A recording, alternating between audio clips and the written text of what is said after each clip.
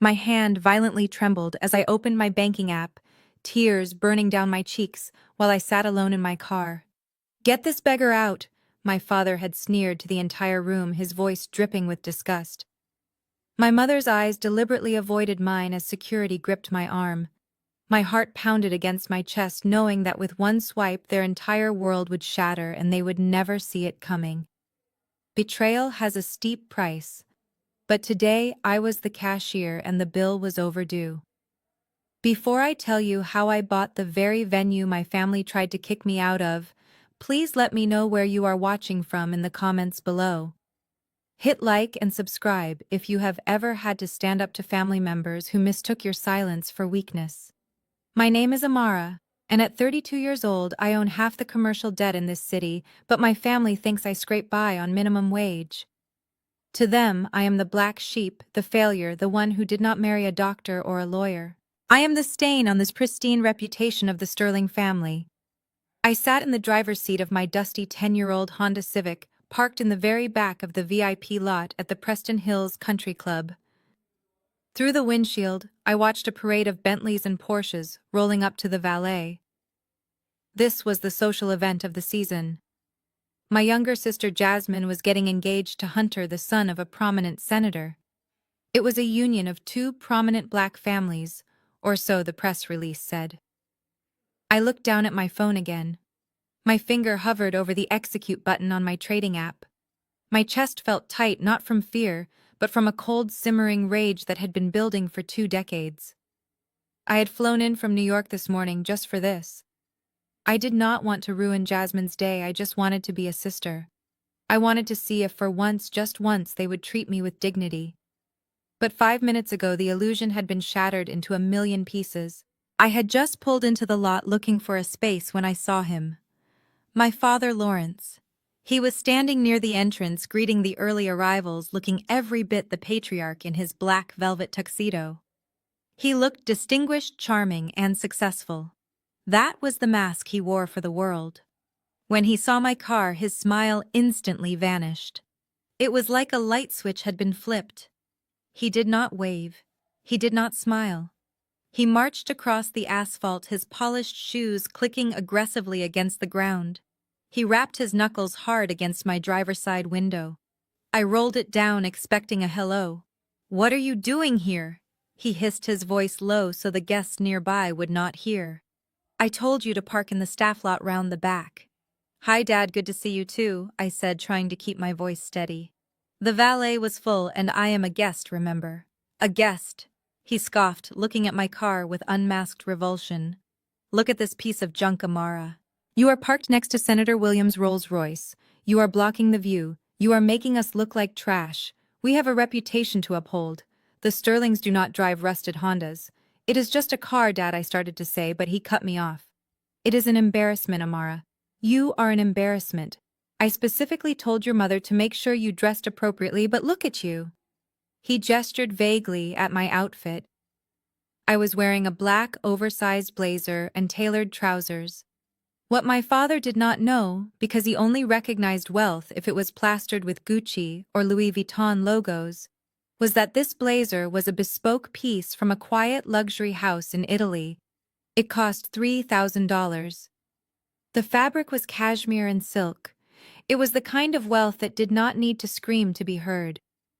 But to Lawrence Sterling, if it did not sparkle, it was garbage. "You look like you are going to a funeral or a job interview for a janitor," he spat. "I cannot believe you showed up looking like this. Jasmine is wearing a $20,000 gown. Hunter's family is royalty in this town. And you show up looking like help." He reached into his tuxedo pocket and pulled out a money clip. He peeled off a few bills, crumbling them in his fist, before thrusting them through the open window at me. They landed in my lap. A 10 and a 5. $15. "Take this," he said, his eyes cold and hard. "Go catch a bus or an Uber or whatever it is people like you do. Go back to your motel. Do not come inside. I do not want you ruining the photos." I stared at the crumpled bills in my lap. The face of Alexander Hamilton stared back at me on the $10 bill. $15. My father thought $15 was enough to dismiss his eldest daughter. He thought he was being generous. Dad. I flew in from New York, I said, my voice dropping to a whisper. It is Jasmine's engagement. And Jasmine deserves a perfect day, he interrupted, leaning in closer, his cologne overpowering the interior of my car. That means no charity cases. No poor relations begging for handouts at the buffet. We invited you out of pity, Amara. Do not make us regret it. Now move this heap before I have it towed. He turned on his heel and walked away, fixing his bow tie, putting that charming smile back on his face as he greeted another guest getting out of a Mercedes. I sat there for a long time. The engine was still idling. The air conditioning hummed softly. $15. I picked up the bills. They felt dirty in my hands. My first instinct was to cry. The little girl inside me, the one who just wanted her daddy to be proud, wanted to put the car in reverse and drive away. I could go back to the airport. I could fly back to my penthouse in Manhattan, overlooking Central Park. I could go back to my life where I was respected, where I was feared, where I was a shark in the financial waters. But then I looked at the country club, the Preston Hills Country Club, a sprawling white-columned mansion that used to exclude people who looked like us. Now it was the playground for the black elite, the people who thought they had made it. My father did not know who I really was. He did not know that the data entry job I told him I had was actually a cover. He did not know that my firm specialized distressed assets bought debt. We bought companies that were failing. We bought loans that people could not pay. We owned things. I looked at the banking app on my phone again. I looked at the transaction pending approval. Buying the debt of the Preston Hills Country Club. The club had been struggling for years, quietly drowning in mismanagement. The bank had put their mortgage up for sale last week. My team had flagged it. I had been debating whether to buy it. It was a risky asset. But now, looking at the crumpled $15 in my lap, the risk seemed irrelevant. I turned off the ignition. I did not move the car. I left the Honda right there, taking up 2 spaces, straddling the line next to the senator's Rolls-Royce. I checked my reflection in the rearview mirror. I wiped the single tear that had escaped. I straightened my $3,000 blazer. I am not a beggar, I whispered to the empty car. I am the bank. I opened the car door and stepped out onto the pavement. The humid Atlanta air hit me, but I felt cold as ice. I clutched the $15 in my hand. I was going to give it back to him. I walked toward the grand entrance of the club. The security guard at the door, a large man with a stern face, looked me up and down. He saw the old car. He saw the plainclothes. He stepped forward to block my path. "Excuse me, miss," he said, his hand raised. "Deliveries are around the back." I stopped. I looked him dead in the eye. I did not yell. I did not make a scene. I simply projected the authority that I used in boardrooms full of old white men who wanted to see me fail. "I am not a delivery girl," I said, my voice calm but sharp as a razor. "I am the sister of the bride, and if you do not move out of my way, you will be explaining to Lawrence Sterling why his daughter is making a scene on the front steps." The guard hesitated. He looked over my shoulder at my father, who was busy laughing at a joke nearby. He decided it was not worth the trouble. He stepped aside. "Thank you," I said, not breaking stride. I walked into the foyer. The air smelled of expensive lilies and old money. Crystal chandeliers sparkled overhead. Waiters in white gloves circulated with trays of champagne. It was beautiful. It was expensive. It was a lie. I spotted my mother Vivian standing near the entrance to the ballroom. She was adjusting a flower arrangement that looked perfect already. When she saw me, her eyes went wide, not with joy, with panic. She looked around quickly, checking to see if anyone important was watching. Then she rushed toward me, grabbing my arm with a grip that was surprisingly painful. Her nails dug into my skin through the fabric of my blazer. "Amara," she hissed, dragging me toward a secluded alcove near the restrooms. "What are you doing here? Your father said he handled you." He gave me $15, Mom, I said, holding up the crumpled bills. Well, it is more than you deserve, she snapped. Look at you. You are wearing trousers. To an engagement party, I told you to buy a dress. I sent you the link to that nice polyester one on Amazon. It was only $40. I prefer this, I said, pulling my arm away from her grip. You prefer to shame us, she whispered angrily. The Hunter family is here, Amara. Their son is marrying Jasmine. Do you know who they are? They are political royalty. They do not have relatives who look like struggling artists. I am not a struggling artist, Mom. You are struggling enough that you had to drive that death trap of a car here, she retorted. Listen to me. If you are going to stay, stay in the back. Do not talk to anyone. Do not eat too much. And for God's sake, do not mention your job. Tell them you are a consultant. That sounds vague enough to be respectable. I watched my mother. She was beautiful in her designer gown, but her face was tight with anxiety. She was terrified of being exposed as not good enough, terrified that the cracks in our family would show. I will behave, Mom, I said. I just want to see Jasmine. Fine, she said, smoothing her dress. She is over there by the fountain. Try not to upset her. She is very stressed. This wedding is costing a fortune. A fortune you do not have, I thought to myself. But I said nothing, not yet. I walked into the main ballroom, and that was when I saw her, my sister, the golden child, Jasmine. The double doors of the ballroom swung open and the scent hit me first. It was an overwhelming wave of white lilies and expensive perfume, a suffocating sweetness that masked the rot beneath. I stepped onto the plush carpet, and for a moment the sheer scale of the waste took my breath away. My father had not been exaggerating about the cost. The room was transformed into a winter wonderland in the middle of a humid Atlanta spring. Thousands of white roses imported from Ecuador covered every surface. I did the math in my head instantly because that is what I do. At current wholesale prices plus rush delivery fees and the florist's markup, there was easily $30,000 worth of flowers in this room, $30,000 that would wilt and be thrown in the dumpster by midnight. And that was just the flora. The room was packed with the city's elite. I saw councilmen shaking hands with real estate developers.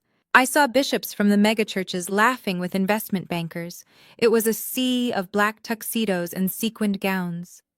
Diamond tennis bracelets caught the light from the crystal chandeliers, sending sharp prisms dancing across the walls. It was a display of power and wealth that was meant to say one thing: we have arrived.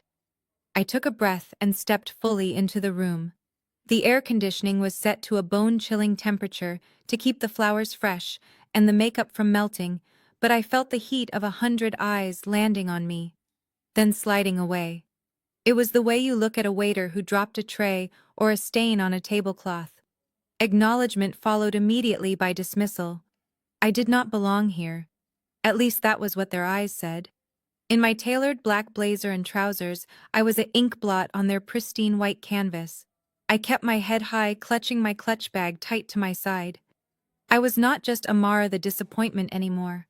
I was Amara the owner of this building. I was Amara the holder of the mortgage. Every person in this room was standing on my floorboards, drinking wine paid for with credit that I now controlled. The thought gave me a steel rod of courage down my spine. But before I could make it more than 10 feet into the room, a hand clamped onto my upper arm. It was a claw-like grip, manicured and painful. I did not need to turn around to know who it was. The scent of Chanel No. 5 and disapproval was unmistakable. "Hello, Mother," I said, keeping my voice low. Vivian Sterling did not say hello. She kept that smile plastered on her face, the one she practiced in the mirror, the one that reached her mouth but never her eyes.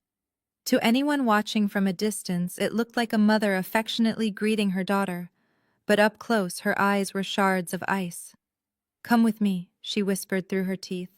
"Now." She steered me forcefully away from the main aisle, dragging me toward a secluded alcove near the heavy mahogany doors of the restrooms. It was the only corner of the room where the lighting was dim. the place where you put the things you did not want people to see. She released my arm and spun on me, the smile finally dropping like a heavy curtain.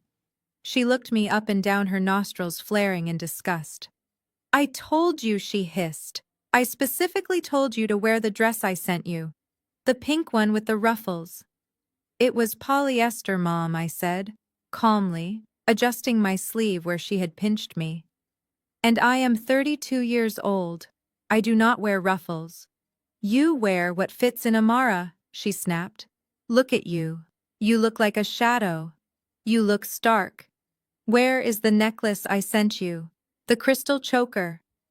I swallowed hard. 2 weeks ago, a package had arrived at my penthouse in Manhattan. Inside was a cheap plastic necklace from Walmart with a price tag of $12 still on it. It was gaudy and scratched. I left it in New York. I lied. It didn't go with the outfit. It didn't go with the outfit, she mocked, her voice pitching higher. It was the only thing that could have saved this outfit. I bought that for you because you need sparkle, Amara. You are so plain. Jasmine shines naturally. She lights up a room. But you absorb light. You need all the help you can get. I wanted you to look like you belong to this family for once instead of some charity case we let in the back door. The words were not new. I had heard variations of them my entire life. Why can't you be more charismatic like Jasmine? Why are you so serious? Why is your hair so natural? Why don't you marry a nice man so you can stop working so hard? But hearing them today, after I had just signed the wire transfer that saved this family from public humiliation, made the bile rise in my throat. I am sorry I embarrass you, Mom, I said, my voice flat.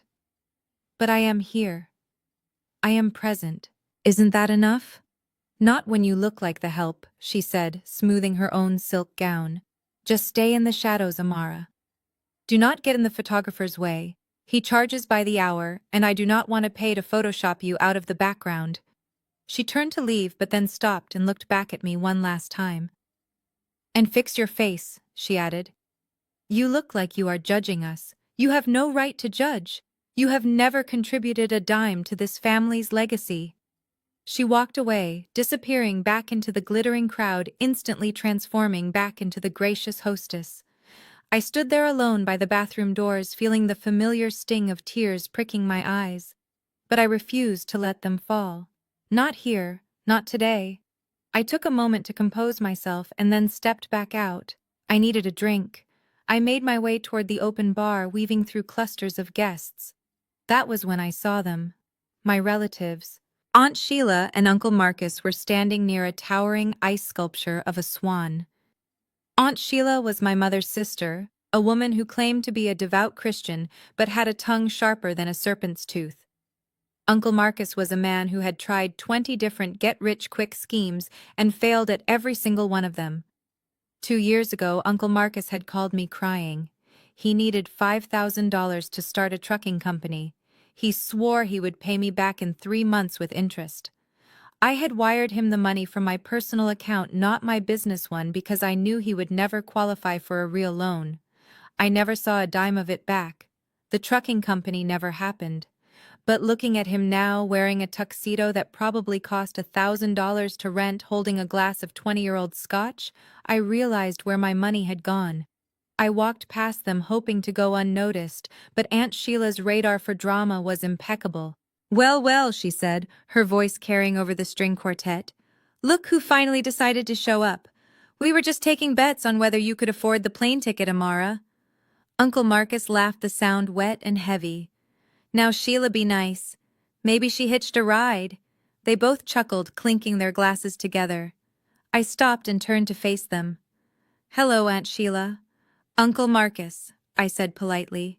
The trucking business must be doing well, Marcus. I haven't heard from you about that repayment plan we discussed. The smile slid off Uncle Marcus's face for a second, replaced by a flash of annoyance. He took a large gulp of his scotch.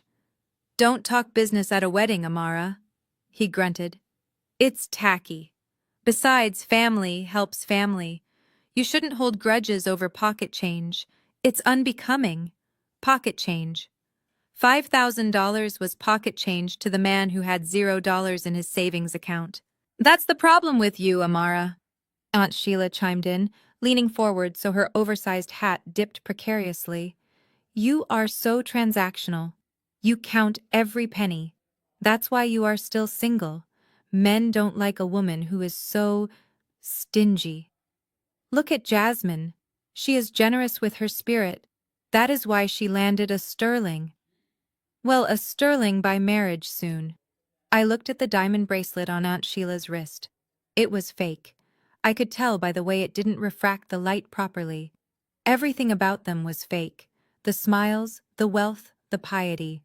I will keep that in mind, Auntie, I said. Enjoy the Scotch, Uncle Marcus. It is top shelf. I walked away before I said something I would regret.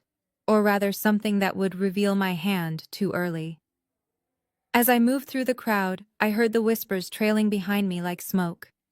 That is the older sister.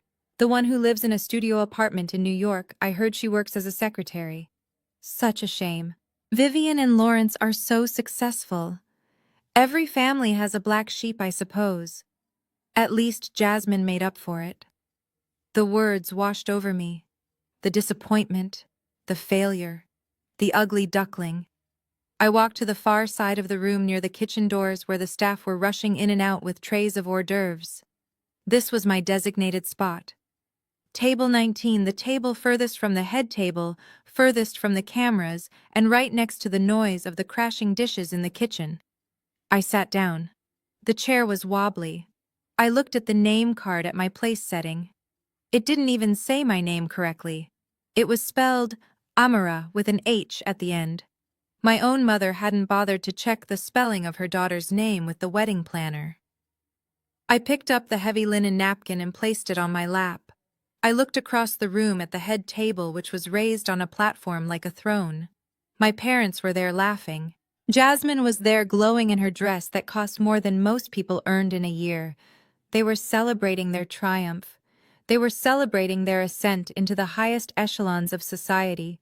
They thought they were the kings and queens of this castle.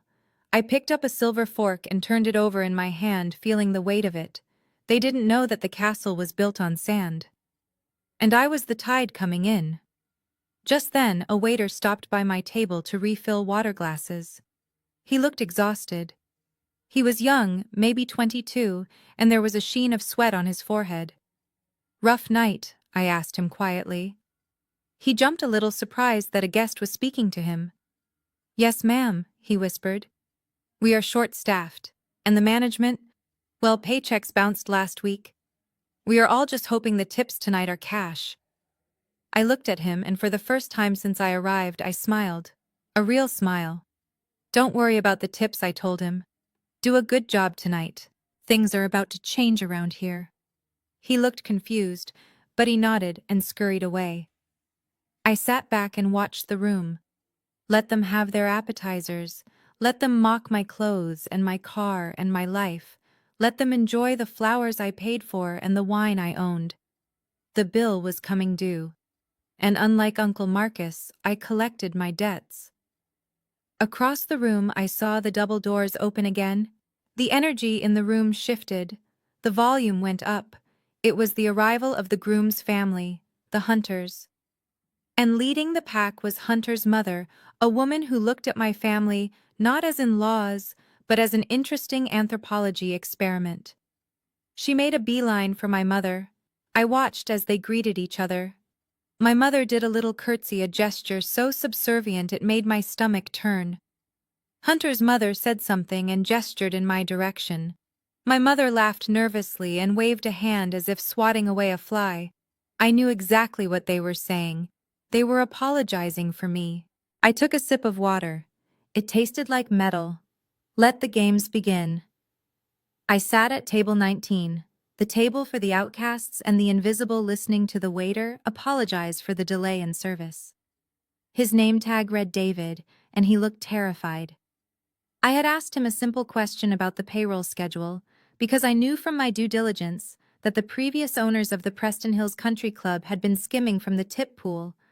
I wanted to know if he had been paid for last month. David lowered his voice, glancing nervously toward the kitchen doors. "No, ma'am," he whispered. "They said the checks are in the mail, but it has been 3 weeks. My rent is due on Tuesday. I don't know what I'm going to do." I nodded slowly, my heart breaking for him. This was the reality behind the glitz and glamour. While my parents burned money on imported roses, the people serving them were risking eviction. "Don't worry, David," I told him, keeping my voice steady and authoritative. "I want you to write down the names of every staff member working tonight and the hours they are owed. Can you do that for me?" He looked confused, but he nodded. Just then, a hush fell over the room, followed immediately by a ripple of excited applause. The double doors at the far end of the ballroom swung open, and there she was, Jasmine. My sister entered the room not like a bride-to-be, but like a conquering empress returning from war. She was flanked by 6 bridesmaids, all wearing identical champagne-colored gowns that looked expensive but uncomfortable. But Jasmine was the sun around which they all orbited. She was wearing a custom Vera Wang gown that I knew cost more than my first car. It was a masterpiece of lace and silk, fitted perfectly to her body, with a train that swept across the floor like a royal decree. Her hair was piled high on her head, adorned with a tiara that sparkled under the lights. She was beautiful. I could not deny that. She had the kind of beauty that demanded attention, that sucked the air out of the room. She was smiling, waving to the guests, blowing kisses to the senators and the bankers. She was playing the role of the perfect debutante, the crown jewel of the Sterling family. As she moved through the room, stopping to accept compliments and show off the 10-carat diamond on her finger, she scanned the crowd. Her eyes were sharp, predatory. She was looking for flaws. She was looking for anything that might detract from her moment. And then her eyes landed on me. I was sitting in the shadows near the kitchen door talking to David. To anyone else it looked like a guest having a polite conversation with a server. But to Jasmine it looked like an opportunity. She changed course immediately. She broke away from her entourage and headed straight for my table. Her smile didn't waver, but her eyes narrowed. She glided across the floor, holding a glass of dark red wine in one hand. As she approached, the guests nearby fell silent, sensing the tension. They turned to watch the spectacle. The golden child descending from her throne to address the peasant. "Amara," she said, her voice loud enough to carry to the neighboring tables. "I didn't think you would actually come inside. Daddy said he gave you money for a cab." I stood up. I wasn't going to let her look down on me while I was sitting. "I am here to support you, Jasmine," I said calmly. "Congratulations." She ignored my words. She looked at David, who was freezing up beside me, and then she looked back at me with a sneer of disgust. "Support me," she scoffed. "By harassing the help. What are you doing?" "Amara, begging for extra bread rolls, asking if you can take a doggy bag home for dinner tomorrow." David's face flushed red. "Miss Sterling," he started to say, defending me, but I silenced him with a gentle hand on his arm. "I was just asking him about his shift, Jasmine," I said. "Not everything is about handouts." She laughed, a cruel tinkling sound that grated on my nerves. "Oh, please, Amara, everything with you is about handouts. You show up here in those rags driving that junk car, and you expect us to believe you are just a normal guest. You are embarrassing me. Look at you. You look like you are going to a funeral." She stepped closer, invading my personal space. The smell of her expensive perfume was suffocating. She swirled the wine in her glass. "This is a celebration, Amara," she hissed, lowering her voice just a fraction. "Successful people only. You are ruining the aesthetic. Why don't you go wait in the kitchen? I am sure they have some leftovers you can scrape into a container." I looked her in the eye. I didn't blink. I didn't flinch. I thought about the deed to the building sitting in my email inbox. I thought about the fact that technically she was standing on my floor, shouting at my employee. "I am fine right here, Jasmine," I said, my voice cold steel. The defiance in my eyes triggered something in her. She wasn't used to me fighting back. She was used to me shrinking, apologizing, fading away. She didn't like this new Amara. She wanted to put me back in my place. She took a step back, her eyes flashing with malice. And then with a motion that was so fluid, it almost looked accidental, she stumbled. But it wasn't a stumble. It was a calculated pirouette. As she feigned a loss of balance, her arm swung out. The contents of her wineglass, a deep, rich Cabernet, splashed across the air in a perfect arc. It hit me square in the chest. The cold liquid soaked instantly into my white silk blouse underneath my blazer, splashing up onto my neck and chin. The red stain bloomed rapidly, spreading like a gunshot wound across my chest. I gasped, the shock of the cold liquid making me flinch. The glass fell from Jasmine's hand and shattered on the floor, 1,000 crystal shards exploding around our feet. The entire ballroom went silent. The music stopped. Every head turned. For a second, nobody moved. I stood there dripping wine, the dark liquid ruining a $300 blouse and staining the lapel of my $3,000 blazer. I felt the sticky wetness seeping through to my skin. Then the chaos started. But not for me. "Oh my God!" Jasmine shrieked, throwing her hands up to her face in a performance worthy of an Academy Award. "My dress is my dress, okay?" Did it get on me immediately? Her bridesmaids and my mother descended on her like a flock of anxious birds. They fluttered around her, checking the hem of her Vera Wang gown, lifting the fabric, scanning for even a microscopic drop of red wine. "It is fine, Jasmine. It missed you." "Thank God," one bridesmaid cried out. My mother. Vivian rushed over, glaring at me as if I had been the one who threw the wine. She didn't ask if I was okay. She didn't offer me a napkin. She turned her back on me and hugged Jasmine. "You poor thing," my mother cooed. "You must be so shaken." "It was an accident, baby. Just an accident." Jasmine pulled away from our mother and looked at me. The fake panic was gone, replaced by a look of pure triumphant venom. She looked at the red stain on my chest and smiled a small, cruel smile that only I could see. Then she raised her voice again for the benefit of the audience. "Trudy." "Lord Amara," she yelled, exasperated. "How can you be so clumsy? You walked right into me. Look what you did. You almost ruined a $20,000 dress." I stood my ground, wiping a drop of wine from my chin. "I didn't walk into you, Jasmine," I said quietly but firmly. "You threw it." The crowd gasped at my accusation. I heard whispers of, "How rude," and "She is drunk. Excuse me." Jasmine laughed incredulously, playing to the crowd. "Why would I waste a glass of vintage wine on you?" "You really are delusional." She looked me up and down, her face twisting into a mask of revulsion. "Look at yourself, Amara. You look disgusting. You are dripping wet. You smell like a winery." She reached out and flicked a wet spot on my blazer with her manicured nail. "Where did you get this outfit anyway?" she asked, loud enough for the Hunter family to hear across the room. "Goodwill. The Salvation Army bin. I bet it smells like mothballs and poor people." Laughter rippled through the room. My cheeks burned, not with shame but with fury. "Go clean yourself up," Jasmine commanded, pointing toward the restrooms.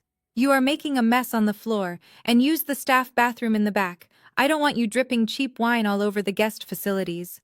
She turned her back on me, dismissing me like a naughty child. "Come on, girls," she said to her bridesmaids. "Let's get away from the smell." As she walked away, her train sweeping over the shards of broken glass, I saw my father watching from the bar. He didn't look angry at Jasmine. He looked annoyed at me. He mouthed the words, "Go fix it." I looked down at David, the waiter. He had tears in his eyes. "I am so sorry, ma'am," he whispered, handing me a cloth napkin from his tray. I saw her. She did it on purpose. I took the napkin and pressed it against my chest, absorbing the wine. "It is okay, David," I said, my voice calm, strangely calm. I watched Jasmine laughing with her friends, recounting the story of how her clumsy sister almost ruined her day. She thought she had won. She thought she had humiliated me. She thought she had put the beggar back in her place. She didn't know that the beggar was about to become the executioner. I turned and walked toward the stage, not toward the bathroom. I wasn't going to clean up. I was going to wear this stain like war paint. It was time to introduce myself. I pushed through the heavy mahogany doors of the ladies' lounge, and the silence enveloped me.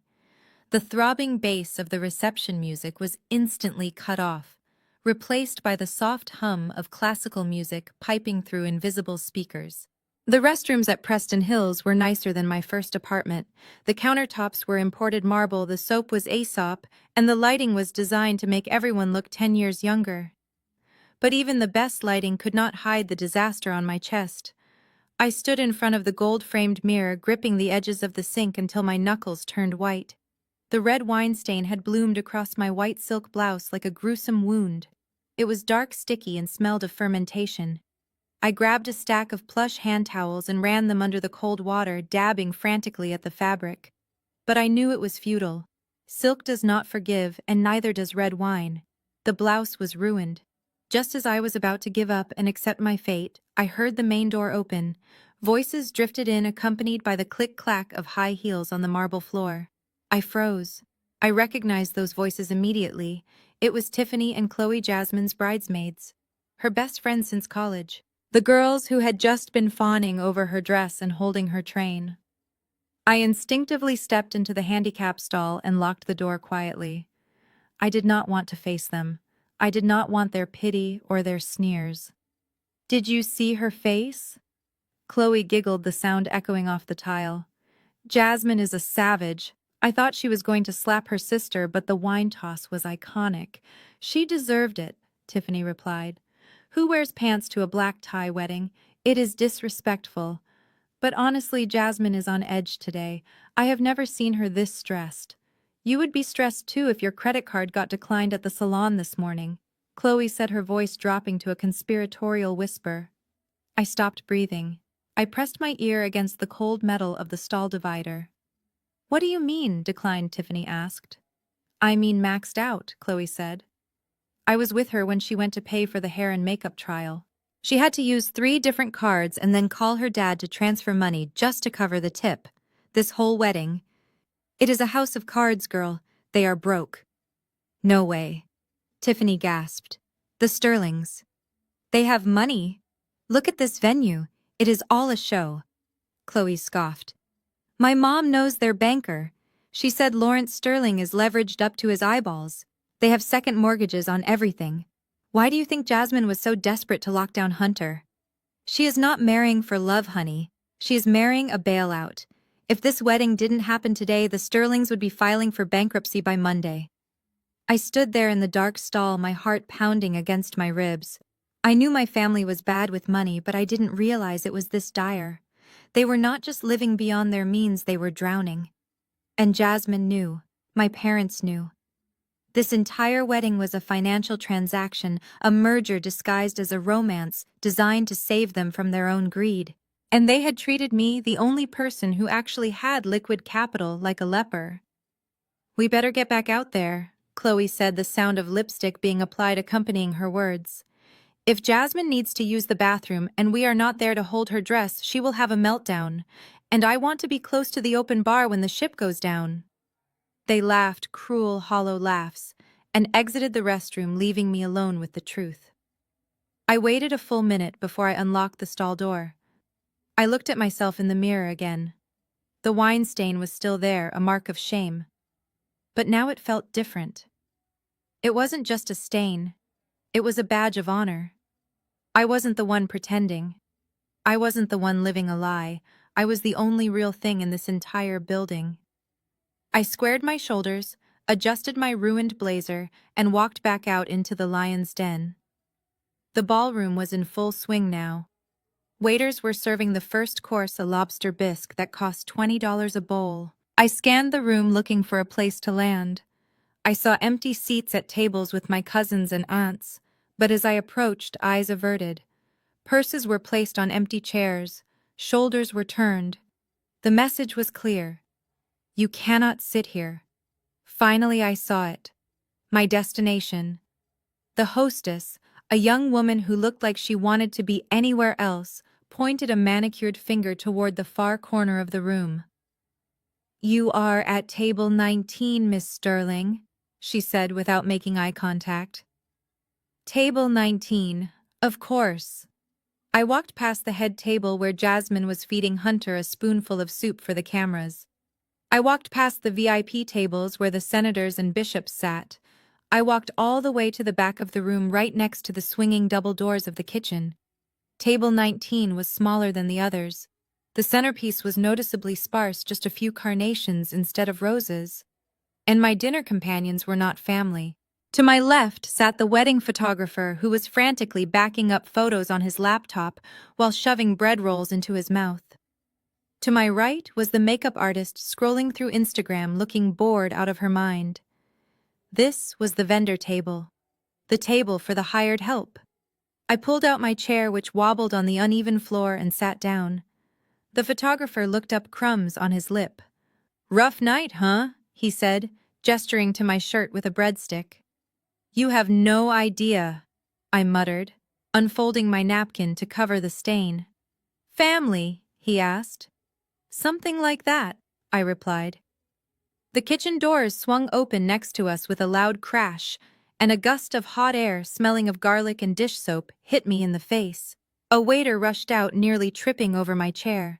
I shifted my legs, trying to make myself smaller, trying to disappear. But disappearance was not an option, not when the Queen Mother was on patrol.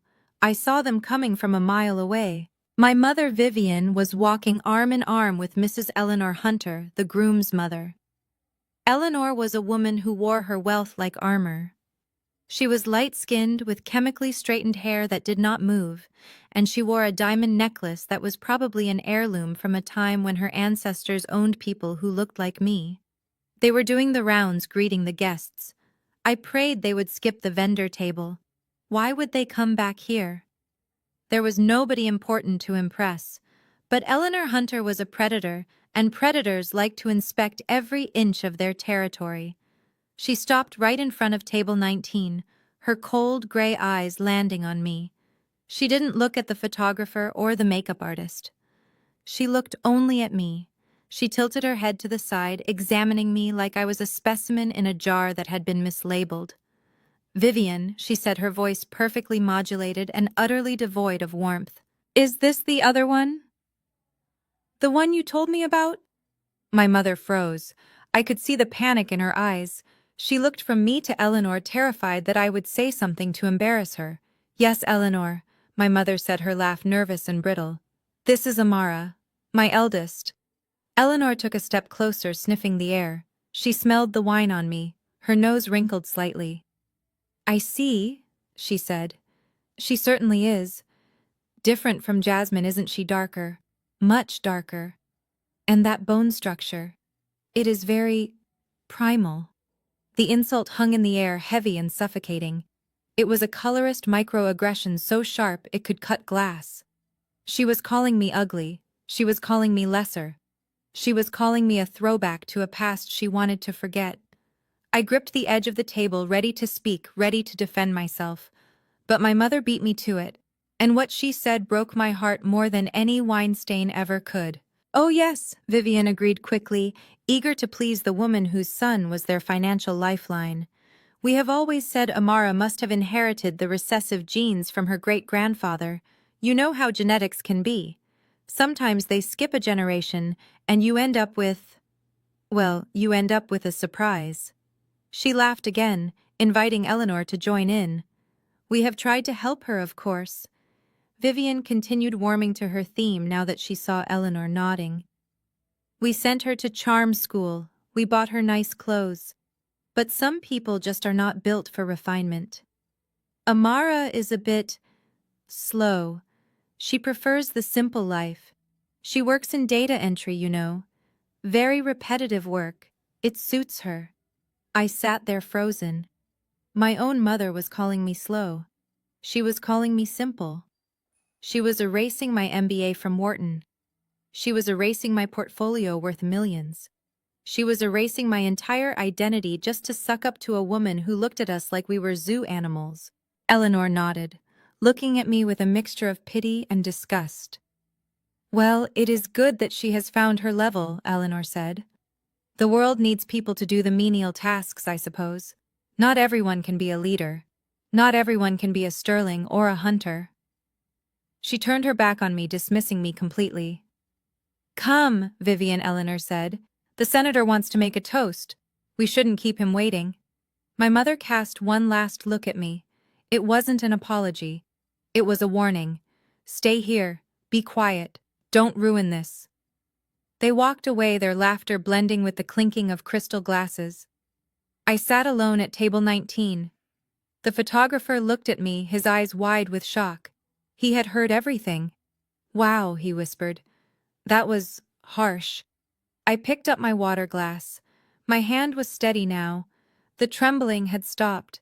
The sadness had evaporated, replaced by a cold, hard clarity. They thought I was slow. They thought I was simple. They thought I was a recessive gene, a mistake, a worker bee. I reached into my pocket and pulled out my phone. I saw the notification I had been waiting for. The transfer of ownership for the Preston Hills Country Club was officially recorded in the county database. The email from my lawyer had just come through confirming that the debt acquisition of the Sterling Family Trust, which included my parents' house, was also complete. I looked at the photographer and smiled. It was a smile that didn't reach my eyes. "Don't worry about it," I told him. "They think the world needs people to do menial tasks." But they forgot one thing. "What is that?" he asked, leaning in. "Someone has to sign the paychecks," I said. I put my phone down on the table. The screen lit up with the time. It was almost time for the speeches. It was almost time for the truth. I picked up my spoon and took a sip of the lobster bisque. It was cold, just like revenge. The lobster bisque arrived at table 19, lukewarm and sloshing against the rim of the bowl, as the waiter set it down. He looked apologetic, but I barely noticed him. My eyes were fixed on the head table across the room. It was raised on a platform draped in gold cloth and illuminated by spotlights. My parents sat there like royalty, flanking Jasmine and Hunter. They were laughing, toasting with crystal flutes, and basking in the admiration of the room. They looked perfect. They looked wealthy. They looked like a family that did not have a care in the world. But I knew the truth. I knew that the champagne they were drinking was charged to a credit card that was 2 months overdue. I knew that the spotlight they were sitting under was powered by electricity that was about to be cut off. And I knew that the $50,000 I had transferred to my father's account 18 months ago, the money I had scraped together from my first bonuses and side hustles, was the only reason they were sitting there at all. I looked down at my phone. My lawyer had sent the confirmation. The foreclosure on my parents' house was active. The purchase of the country club debt was finalized. I held the keys to their kingdom and the match to burn it down. But there was one last thing I needed to hear. One last confirmation of exactly who they were. I pushed my chair back.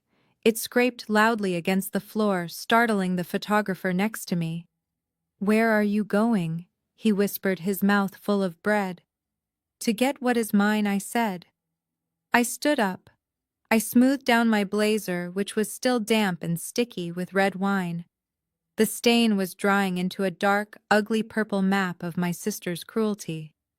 I did not try to hide it. I wanted them to see it. I wanted the Hunters to see it. I began the long walk across the ballroom. The distance between table 19 and the head table felt like a mile. As I walked, the conversations around me died down. Heads turned. People whispered. They saw the stain. They saw the set of my jaw. They saw the woman who had been banished to the vendor table marching toward the throne. I kept my eyes locked on my father. Lawrence Sterling. He was in the middle of telling a story, using his hands for emphasis, making the table laugh. He looked confident. He looked untouchable. When he saw me approaching, his smile faltered. He elbowed my mother. She looked up and her face went pale. They exchanged a look of pure panic. They thought I was coming to make a scene about the wine. They thought I was coming to cry or scream or embarrass them. I walked right up to the edge of the platform. I did not climb the stairs. I stood below them looking up. It was a fitting visual metaphor. The beggar at the feet of the king. Lawrence leaned over the edge of the table, his voice a low hiss masked by a tight smile. "Go sit down, Amara," he said through gritted teeth. You are making a spectacle of yourself. I did not move. I did not lower my voice to a whisper, but I kept it controlled, calm, and deadly serious. We need to talk, Dad, I said. Not now. He snapped, glancing nervously at the Hunter family who were watching with rapt attention. We are in the middle of the first course. Go back to your table. We will talk tomorrow. We will talk now, I said, my voice cutting through the ambient noise of the room. I want to know about my money. My mother. Vivian leaned forward, her diamond earrings catching the light. Amara, please, she hissed. Do not do this here. The $50,000, Mom. I continued, ignoring her plea. The money I sent you last year. The money for the down payment on my house. You said you were keeping it in a high-yield savings account for me because you knew a broker. You said it would be safe. You said I could withdraw it whenever I found a property. I paused, letting the words hang in the air. I found a property, I lied. I need the transfer to happen this week, Monday morning. Lawrence laughed. It was a nervous sound, a dry bark that fooled no one. He took a sip of his wine, trying to buy time. He looked at Hunter's father, the senator, and gave a little shrug as if to say, "Kid's right." Then he looked back at me. His eyes were cold, hard flint. "You cannot have it," he said simply. I felt a coldness spread through my chest. I had expected excuses. I had expected delays. I did not expect a flat refusal. "What do you mean I cannot have it?" I asked. "It is my money. I earned it. I trusted you with it."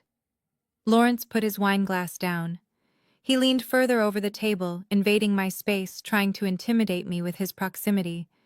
"It is gone, Amara," he said, his voice dropping so low that only I and the people at the head table could hear. "Gone," I repeated. "Spent," he clarified. I stared at him. I stared at the man who had lectured me about fiscal responsibility my entire life.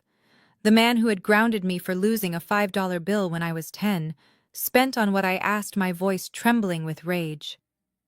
Lawrence sighed as if explaining simple addition to a slow child. He gestured around the room. He gestured at the crystal chandeliers, the velvet drapes, the thousands of white roses. "Look around you, Amara," he said. "Do you think this comes free? Do you think the Preston Hills Country Club accepts IOUs? We had to put a deposit down, $20,000 just to reserve the date. And then there was the catering. And the band." "You spent my house fund on a party?" I asked incredulously. "It is not just a party," Lawrence snapped, losing his composure for a second. "It is an investment. Jasmine is marrying a hunter. Do you understand what that means for this family? It means connections. It means access. It means survival." He looked at me with genuine disdain, as if I were the selfish one for wanting my own money back. "And the rest?" I asked. "That was only $20,000. Where is the other $30,000, Dad?" Lawrence looked at Jasmine. She was busy pretending to adjust her napkin, refusing to look at me. She knew. She had known all along. "We gave it to Jasmine," he said. "You gave it to her," I whispered. "As a wedding gift," he said, keeping his voice steady. "A dowry of sorts. The Hunters expect a certain level of wealth, Amara. We could not send her into that marriage empty-handed.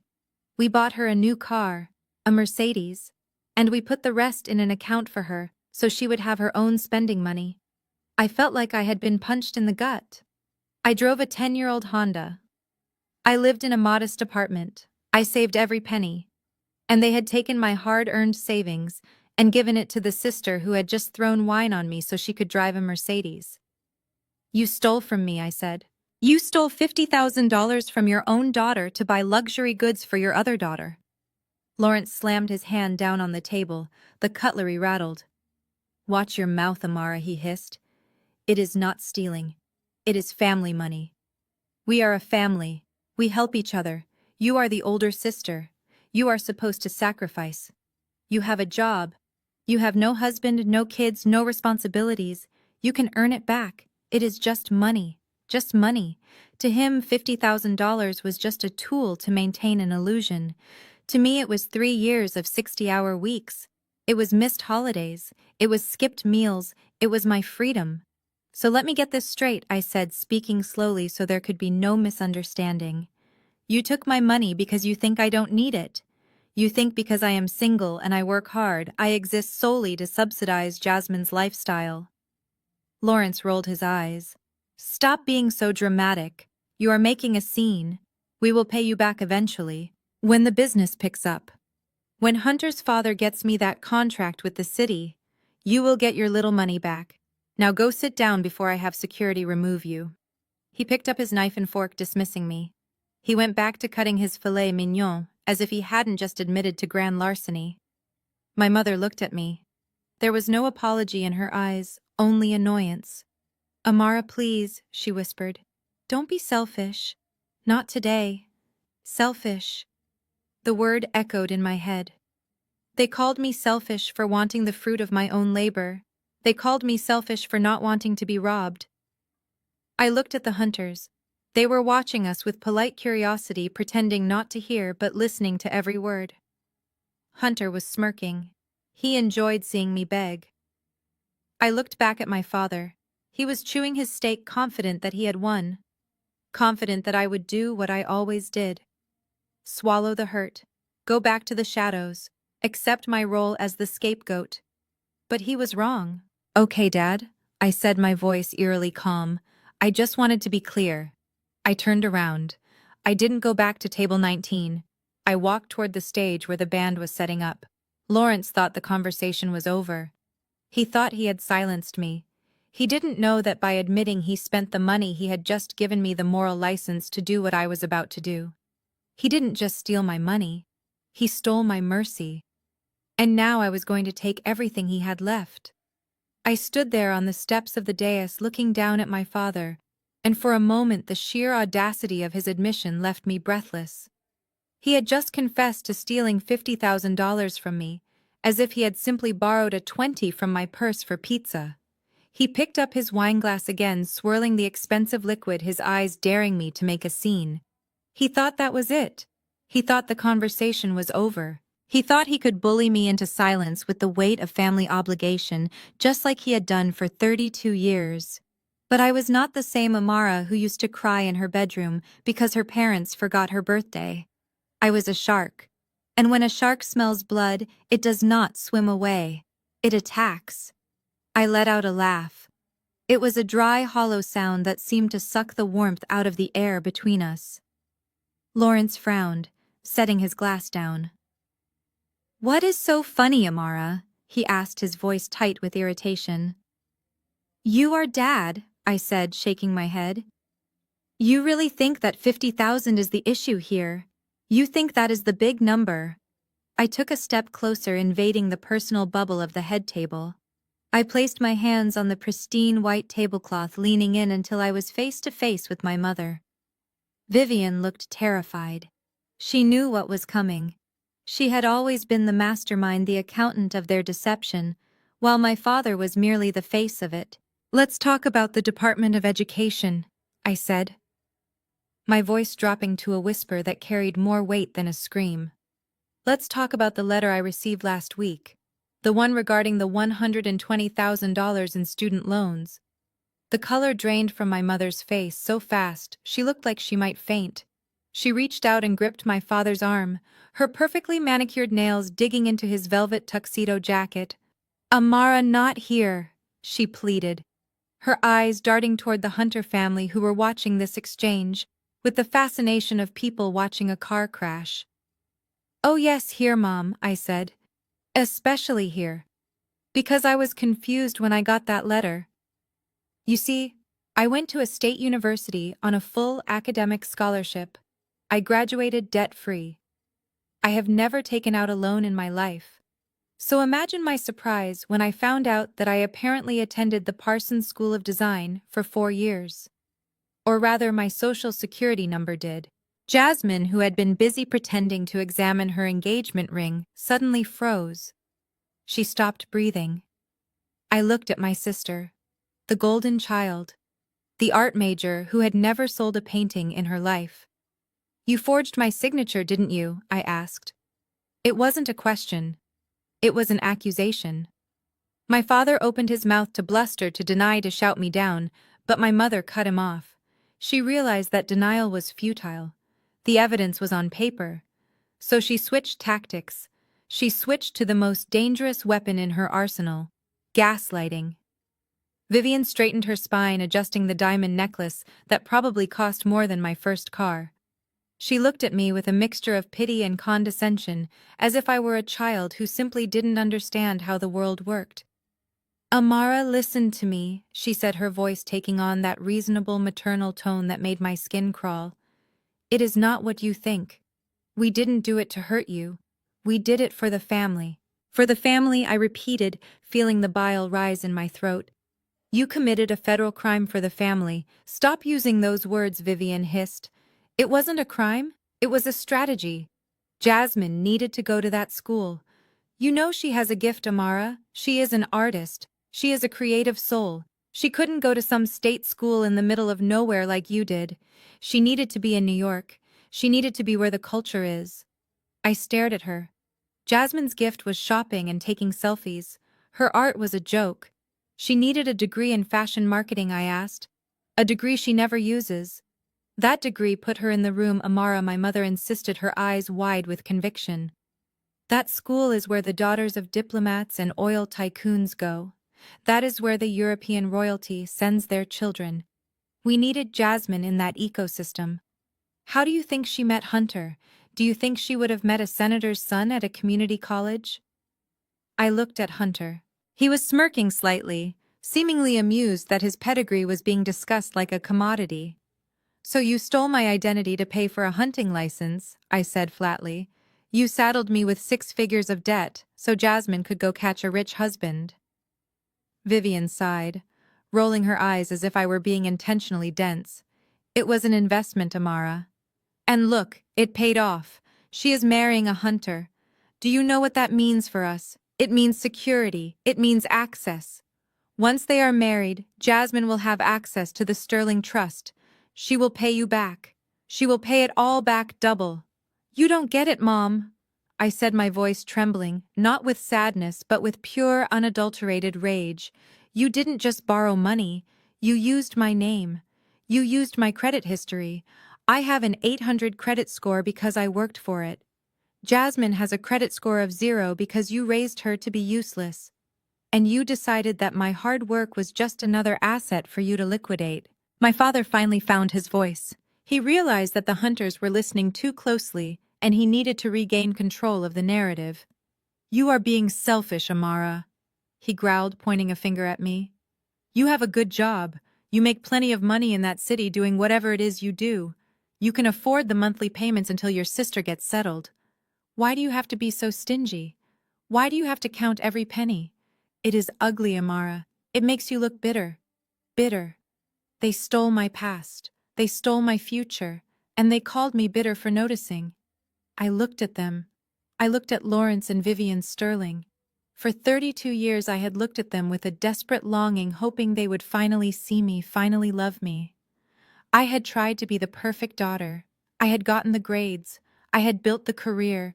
I had bailed them out over and over again. But in that moment, standing under the hot glare of the spotlights, the veil finally lifted. I didn't see my parents anymore. I didn't see a mother and a father who were just flawed or misguided. I saw criminals. I saw 2 con artists in expensive clothes who had groomed one daughter to be a parasite and the other to be the host. They didn't love Jasmine either, not really. She was just their show pony, their ticket to the big leagues. And I was the draft horse they whipped until I collapsed. But the horse was done pulling the cart. I looked at Jasmine. She was refusing to make eye contact, staring intently at her manicure. She knew. She had signed those papers too. She had walked across a graduation stage and accepted a diploma that I paid for with my identity. "You knew," I said to her softly. Jasmine shrugged one shoulder, a gesture of petulant indifference. "Mom said it was fine," she muttered. "She said you wouldn't mind because you are family. And honestly, Amara, why do you care? You don't have a husband. You don't have kids. What else are you going to spend your money on?" The cruelty of it was breathtaking. It was so casual, so matter of fact. In their minds, my life had no value other than what I could provide for them. I was not a person. I was a resource. I looked back at my mother. She was smiling again, that tight, fake smile, thinking she had won the argument. "See, Amara," she said. "It is all handled. We will set up a payment plan once the wedding is over. Now please go back to your table. You are upsetting the bride." I looked at the pen lying on the table next to the guest book. It was a gold-plated Mont Blanc pen. Heavy, expensive. "Payment plan," I said. "Yes," Vivian said, waving her hand dismissively. "We will talk about it next week."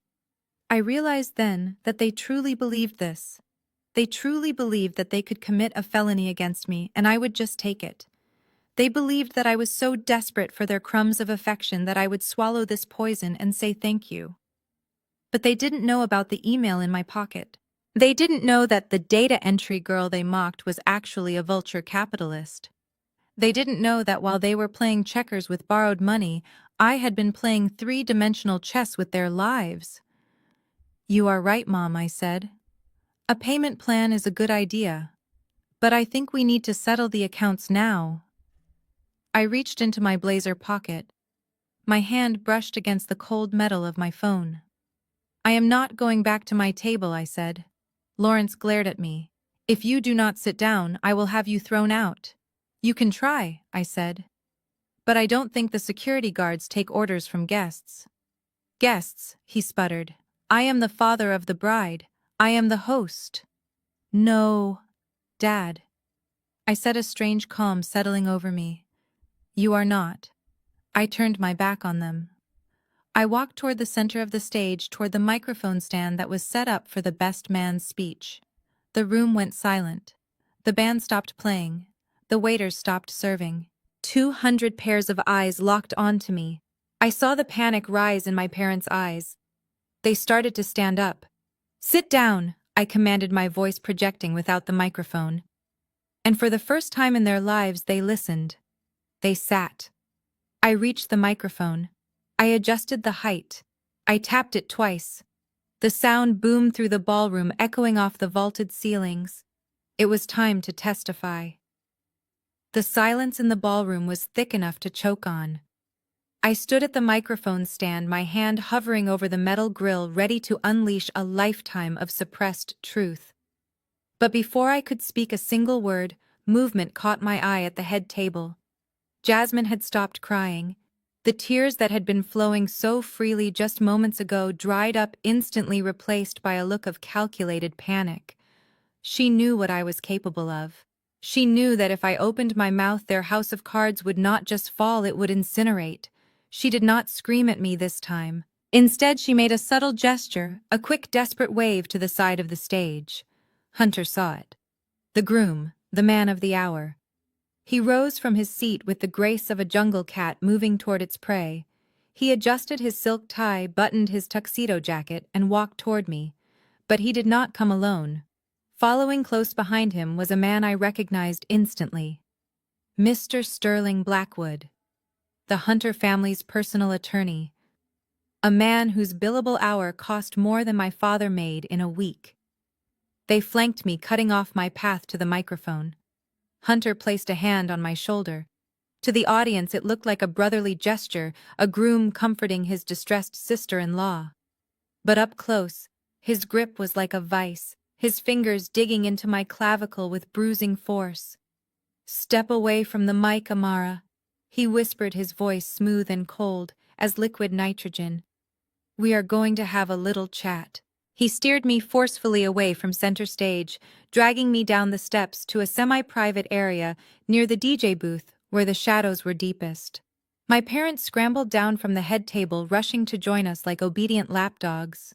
Hunter released me, pushing me slightly so my back hit the wall. He towered over me. He was undeniably handsome, with his square jaw and blue eyes, but in that moment, he looked hideous. His eyes held no warmth, only contempt. He looked at me the way one looks at a cockroach that has scurried across a pristine kitchen floor. "You are causing a scene, Amara," he said quietly. "My family does not do scenes. We do not do drama. And we certainly do not do hysterical women screaming about money at a wedding. I am not hysterical, Hunter, I said, brushing off my shoulder where he had grabbed me. I am the only person here who is doing the math. Hunter laughed a short, sharp sound. Math, he scoffed. Is that what you call it? Your parents told me about you, Amara. They told me you have always been jealous of Jasmine. They told me you have always been the greedy one, the one who keeps score. It is sad, really. Jasmine is shining today and you just cannot stand it, can you? You have to try and tarnish her gold to make yourself feel better. I looked at my parents.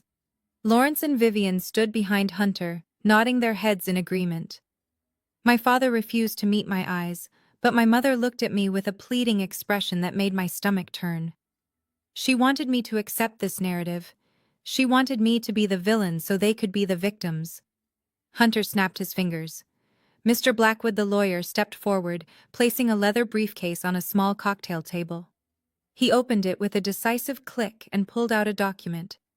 It was thick bound on heavy resume paper. What is this? I asked, looking at the legal jargon at the top of the page. It is a solution, Hunter said, crossing his arms over his chest. Since you seem so concerned about money, and since you seem determined to extort your parents on my wedding day, we are going to settle this right now. He tapped the document with his finger. This is a waiver of inheritance and non-contest agreement. He explained, his tone condescending, as if speaking to a toddler. It states that you formally renounce any and all claims to the Sterling family estate. It states that you will never sue your parents or Jasmine for any financial support, past, present, or future. It states that you acknowledge that you have been given adequate support throughout your life and that you are owed nothing. I stared at the paper. The audacity was breathtaking. They wanted me to sign away my rights. They wanted to legally sever me from the family. And there is a clause at the bottom, Hunter added, leaning in closer, so I could smell the expensive scotch on his breath. A non-disclosure agreement. If you sign this, you agree to never speak about family financial matters to the press or on social media. You agree to leave this venue immediately and never contact us again unless invited. And if I don't sign, I asked. Hunter smiled, but it did not reach his eyes. If you don't sign, he said, I will make sure you regret it. My father is a very powerful man, Amara. We have friends in high places. Friends who can make it very difficult for a low-level data entry clerk to find work in this city, or any city. We can bury you in legal fees until you are living in a cardboard box. He reached into his pocket and pulled out a money clip. He peeled off 5 $100 bills. But I am a reasonable man, Hunter said. Sign the paper, Amara. Save yourself the embarrassment. Sign it, and I will give you $500 cash right now. You can take a taxi back to the airport. You can buy yourself a nice meal. Maybe buy a shirt that doesn't have wine on it. He waved the money in front of my face. $500. It was an insult designed to break me. He was treating me like a prostitute he was paying to leave. I looked at my parents again. Mom. Dad. I said, my voice steady. You are letting him do this. You are letting him threaten me. My father finally looked up.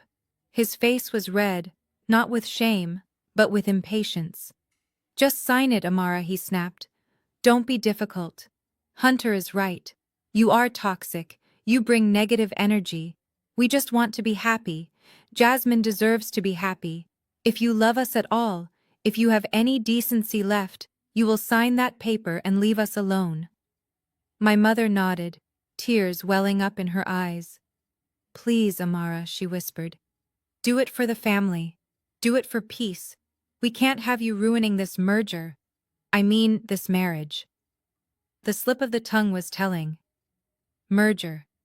That was all this was. And I was the liability they needed to liquidate. I looked at the document again.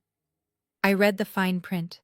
I, Amara Sterling, hereby waive all rights to the assets of Lawrence and Vivian Sterling, including real estate investments and personal property. A bubble of laughter started to rise in my chest. I fought to keep it down, but it was hard. It was so incredibly ironic. They were forcing me to sign away my claim to their assets. They didn't realize that they had no assets. They didn't realize that their house was already in foreclosure. They didn't realize that their cars were leased. They didn't realize that the very building we were standing in was no longer theirs to host a party in. They were protecting a treasure chest that was empty. And they were threatening the person who actually held the gold. I looked at Hunter. I looked at his smug, arrogant face. He thought he had checkmated me. He thought he was the king of the board. "Give me the pen," I said. Hunter's eyebrows shot up. He hadn't expected me to fold so easily. He smirked, a triumphant look of satisfaction spreading across his face. "Smart girl," he said, handing me a heavy gold fountain pen. "I knew you had a price. Everyone has a price." I took the pen. I took the document. I placed it on the cocktail table. I wasn't signing it because I was scared. I wasn't signing it because I wanted his $500. I was signing it because I wanted to sever the tie legally and permanently. I wanted there to be zero doubt when the dust settled that I owed them nothing. I wanted to make sure that when they came crawling back to me, when the truth came out and they needed a savior, they would have no legal ground to stand on. I was granting their wish. I was leaving the family. I signed my name with a flourish. Amara Sterling. I capped the pen and handed it back to Hunter. "There," I said. "I waived my rights to your fortune." Hunter snatched the paper, handing it to the lawyer, who inspected it and nodded. "Good," Hunter said. He tossed the $500 at me. The bills fluttered to the floor, landing in the dirt. "Take your money and get out," he sneered.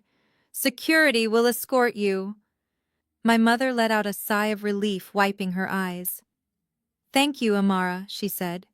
"You did the right thing." I looked at the money on the floor. I didn't pick it up. I looked at Hunter. "You should keep that," I said, pointing to the cash. "You are going to need it for the taxi." Hunter frowned, confused. "What are you talking about?" "My driver is outside." I checked my watch. "Actually," I said, "I don't think he is. I think the repo man just pulled up." Hunter laughed. "You are crazy. Get out of here." I didn't move. I reached into my pocket and pulled out my phone again. I tapped the screen, opening the connection to the ballroom's audio-visual system. I had hacked into it 10 minutes ago, using the admin password that the previous owner had never changed. "I am not going anywhere!" "Hunter," I said, my voice dropping the facade of the victim and revealing the predator beneath. "But you are right about one thing. We don't do scenes." I tapped the button on my phone. "We do finales." Suddenly, the lights in the ballroom flickered and died, plunging the entire room into darkness. The music cut out with a screech. The crowd gasped, screaming in the sudden blackness. Then a single spotlight beamed down.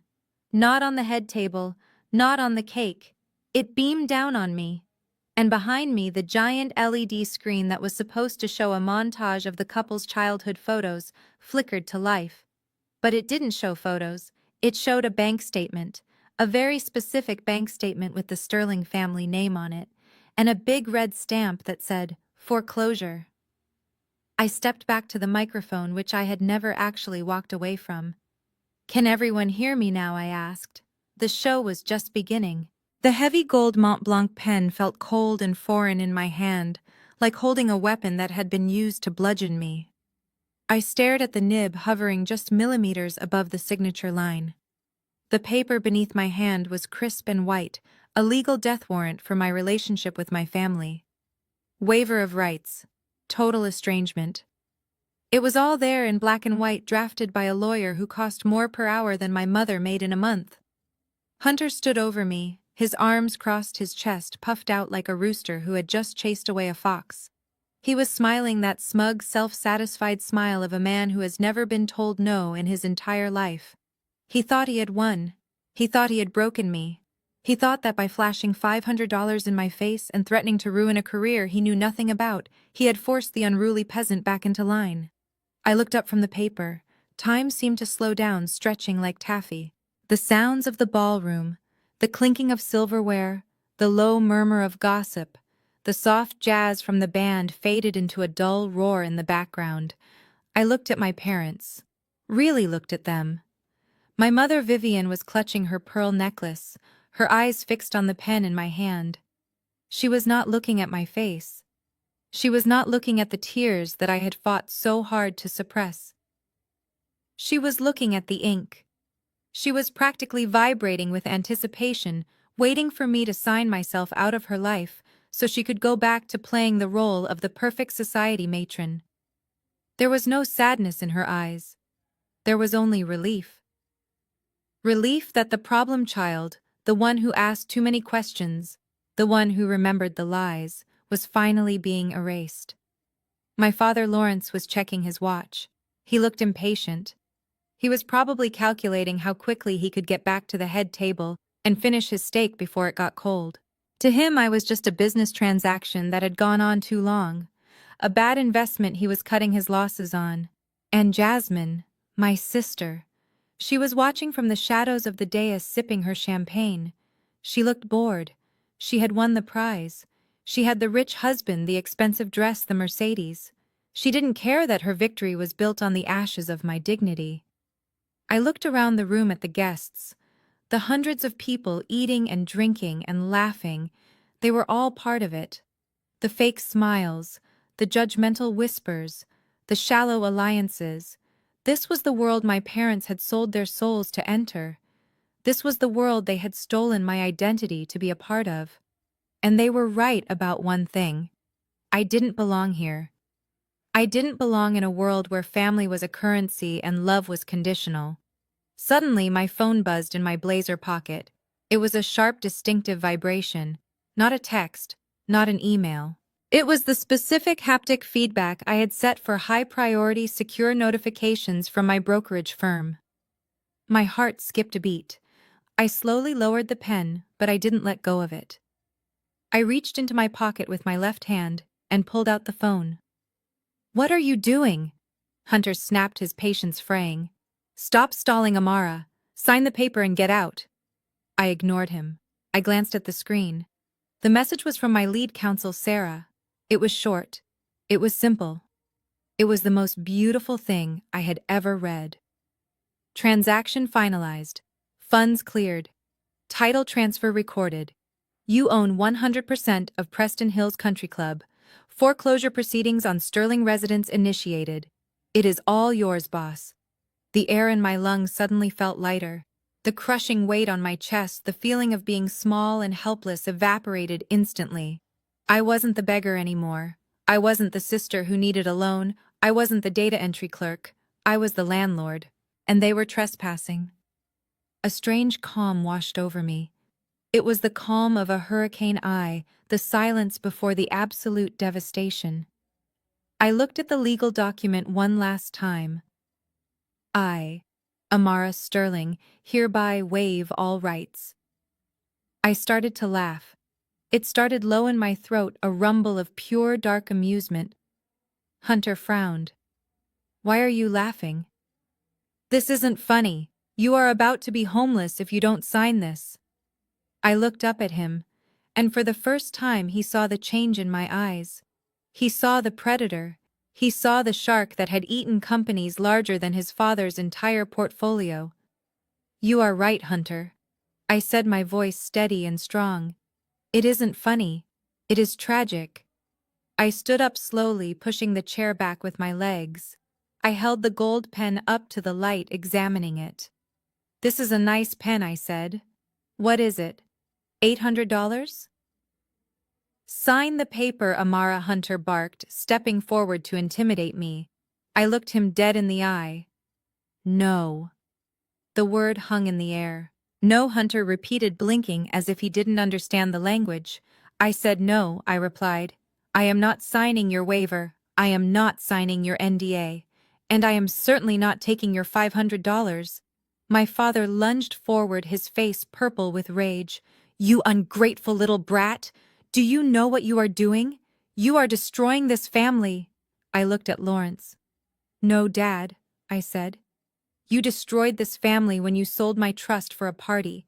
You destroyed this family when you made me a criminal to pay for Jasmine's vanity."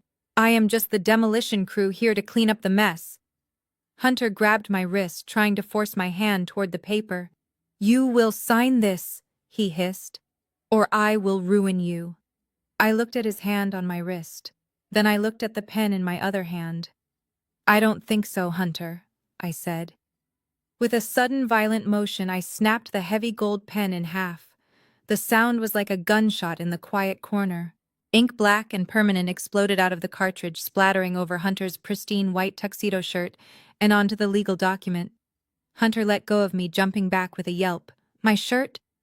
You crazy bitch! You ruined my shirt! I dropped the broken pieces of the pen onto the ink-soaked waiver. Consider that my counteroffer, I said.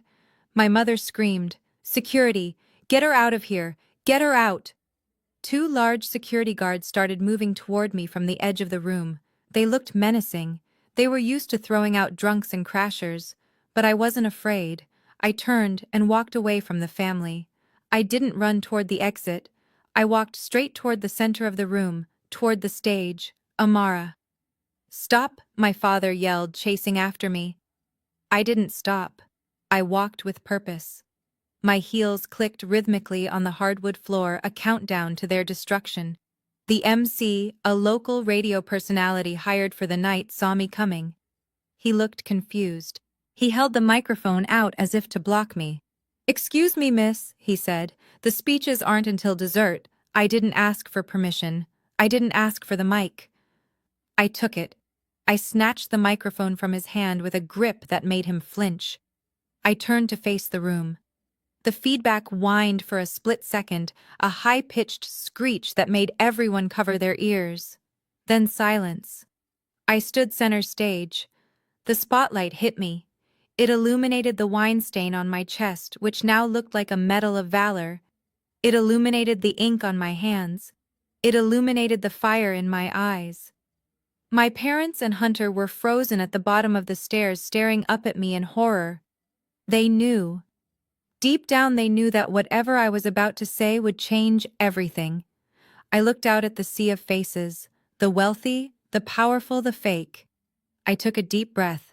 My name is Amara Sterling, I said, my voice booming through the speakers, clear and unwavering. And I have an announcement to make. Hunter started running up the stairs. Cut the mic, he screamed to the sound engineer. Cut the sound. But the sound engineer didn't cut the mic. Because earlier that evening when I was talking to the staff, I had tipped him $500. I watched Hunter rushing toward me. It was too late. The transaction was done. The truth was out, and the beggar was about to become the queen. The high-pitched whine of audio feedback sliced through the tension in the ballroom like a knife, causing 200 guests to wince and cover their ears. I did not apologize. I stood center stage, bathed in the harsh white light of the spotlight, holding the microphone with a grip that turned my knuckles white. My father, Lawrence, was halfway up the stairs, his face twisted into a mask of violent rage. He looked like a man possessed, a man whose carefully constructed reality was shattering before his eyes, and his only instinct was to destroy the person holding the hammer. Get down from there, he roared, his voice cracking. I will kill you.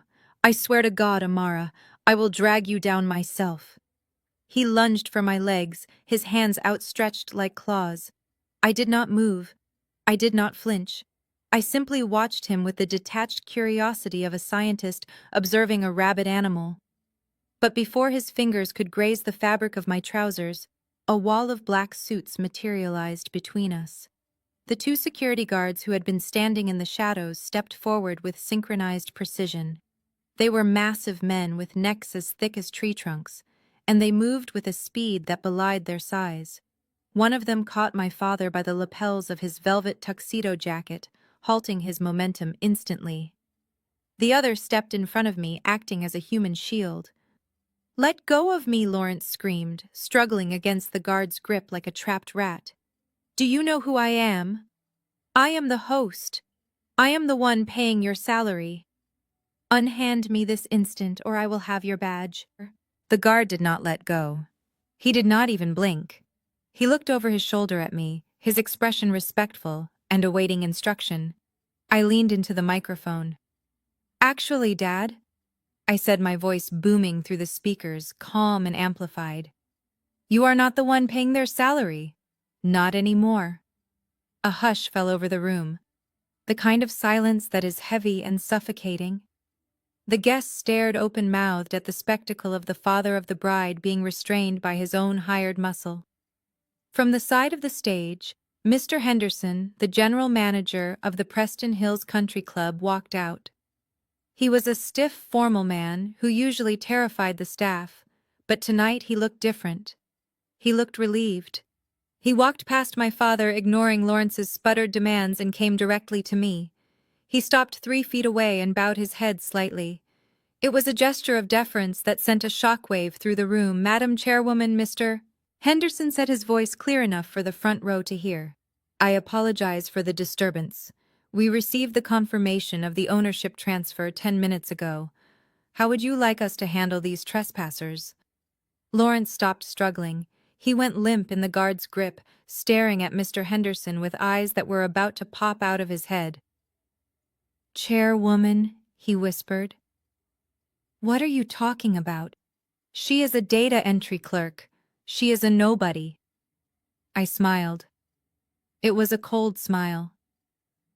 Show them, I said to the sound engineer in the booth. Behind me, the giant LED screen flickered. The image of the foreclosure notice disappeared, replaced by a high-resolution scan of a property deed. It was dated today. It bore the seal of the county clerk.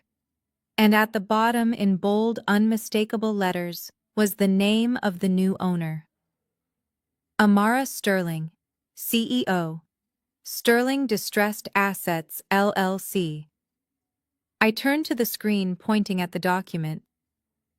You see, Dad? I said, addressing him directly. When you told me you spent my house fund on a deposit for this venue, you forgot to mention that the venue itself was in financial trouble. The previous owners were defaulting on their loans. They were desperate for a buyer. And since I happen to specialize in buying distressed assets from desperate people, it was a match made in heaven. I turned back to the crowd. Ladies and gentlemen, I announced, welcome to my club. I am afraid there has been a change in management, and the new management has a very strict policy against hosting parties for people who steal from their children. I looked down at Lawrence, who was now pale and trembling. So, to answer your question, Dad, I said, this party is officially over. The room erupted. It was chaos. People were gasping, pulling out their phones to record, whispering frantically to each other. The illusion of the Sterling family's wealth and power had not just cracked, it had been pulverized. But I was not done. I had taken the castle, but I still needed to take the crown. I looked down at the head table where Jasmine was standing. She was shaking, her face a mixture of terror and fury. She looked like a beauty queen whose sash had been ripped away. You are a liar, she screamed, her voice shrill and hysterical. You are a liar, Amara. You are just jealous because I am the beautiful one. You are the beggar. You are the one who drives a Honda. This is a prank. It has to be a prank. Hunter, do something. She grabbed Hunter's arm, but he pulled away from her as if she were on fire. He was staring at the screen, reading the deed, doing the math in his head, realizing that he had backed the wrong horse. I am not a liar, Jasmine, I said, my voice cutting through her screams. And I am not a beggar.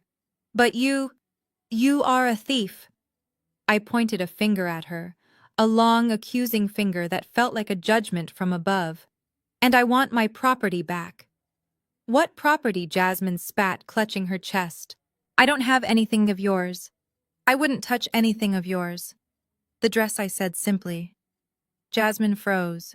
She looked down at the Vera Wang gown, the $20,000 masterpiece of lace and silk. This dress, she laughed nervously. This is my dress. Mommy and Daddy bought it for me. I shook my head. No, Jasmine. Mommy and Daddy didn't buy it. I did. I signaled the booth again. The image on the screen changed. Gone was the deed. In its place was a bank statement. My bank statement. It showed a wire transfer of $50,000, and right below it, a transfer from my parents' account to the bridal salon for exactly $22,000, labeled Jasmine Gown Rush Order. The dates matched perfectly. The money left my account and hit theirs, and within an hour it was at the dress shop. The audience gasped. The proof was undeniable. It was a digital paper trail of theft. "That is grand larceny, Jasmine," I said, my voice hard as granite. "That dress was purchased with stolen funds. It is considered proceeds of a crime. And since the money was mine, that dress is legally mine." Jasmine clutched the fabric of the skirt, her knuckles white. "You can't be serious. It is my wedding day." "It is not a wedding," I corrected her. "It is a crime scene. And I am collecting evidence." I looked at Mr. Henderson. "Call the police," I said calmly. "I would like to report a theft in progress. The suspect is wearing the stolen merchandise." "No!" Jasmine shrieked. "You can't do this. You can't arrest me on my wedding day." "Then give it back," I said. "Right now." "Give it back," she asked, looking around wildly. "Here, in front of everyone." I shrugged. "You have two choices, Jasmine. Choice A. You can go to the back room right now, take off that dress and hand it to Mr. Henderson. If you do that, I won't press charges. Choice B. The police arrive in 5 minutes. They will arrest you. They will take you to the station, and they will strip search you there and book you for a felony." I checked my watch. "You have 5 minutes."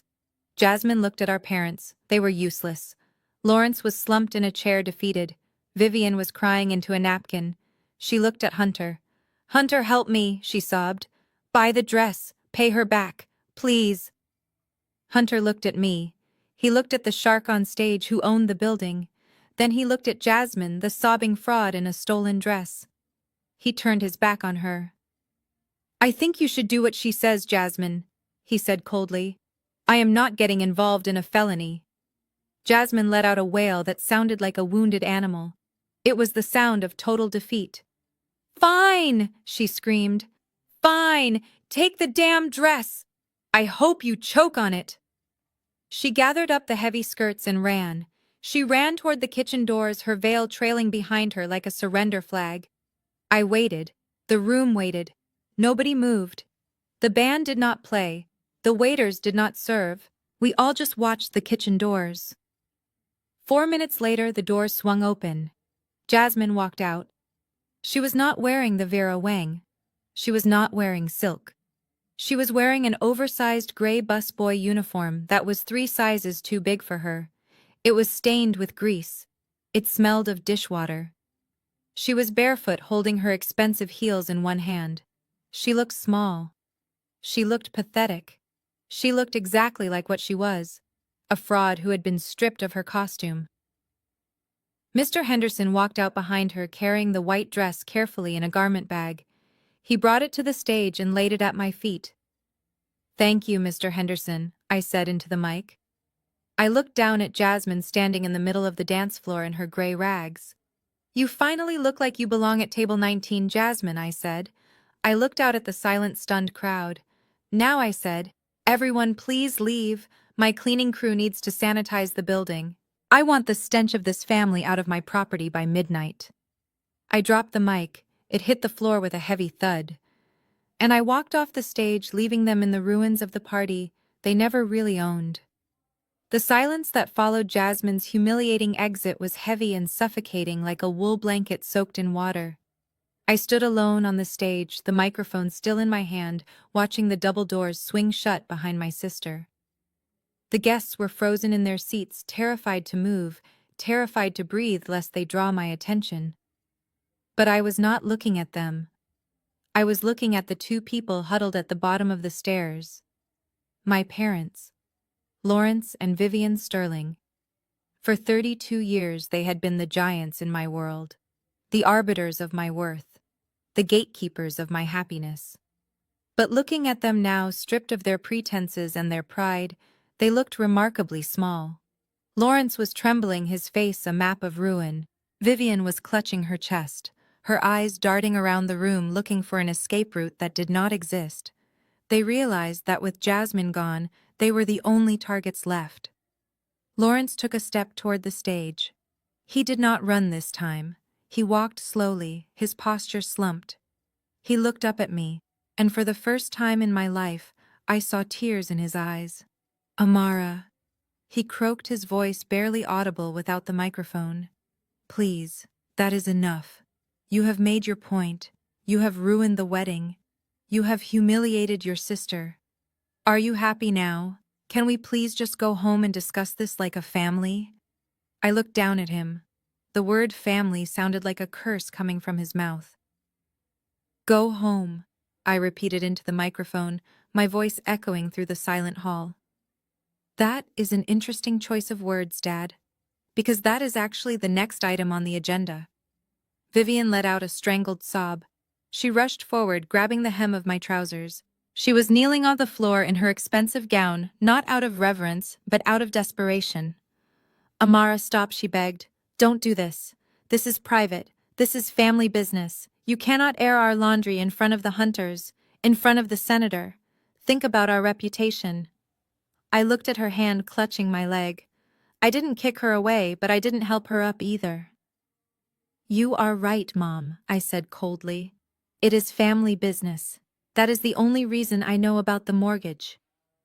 I signaled the sound booth. The screen behind me changed again.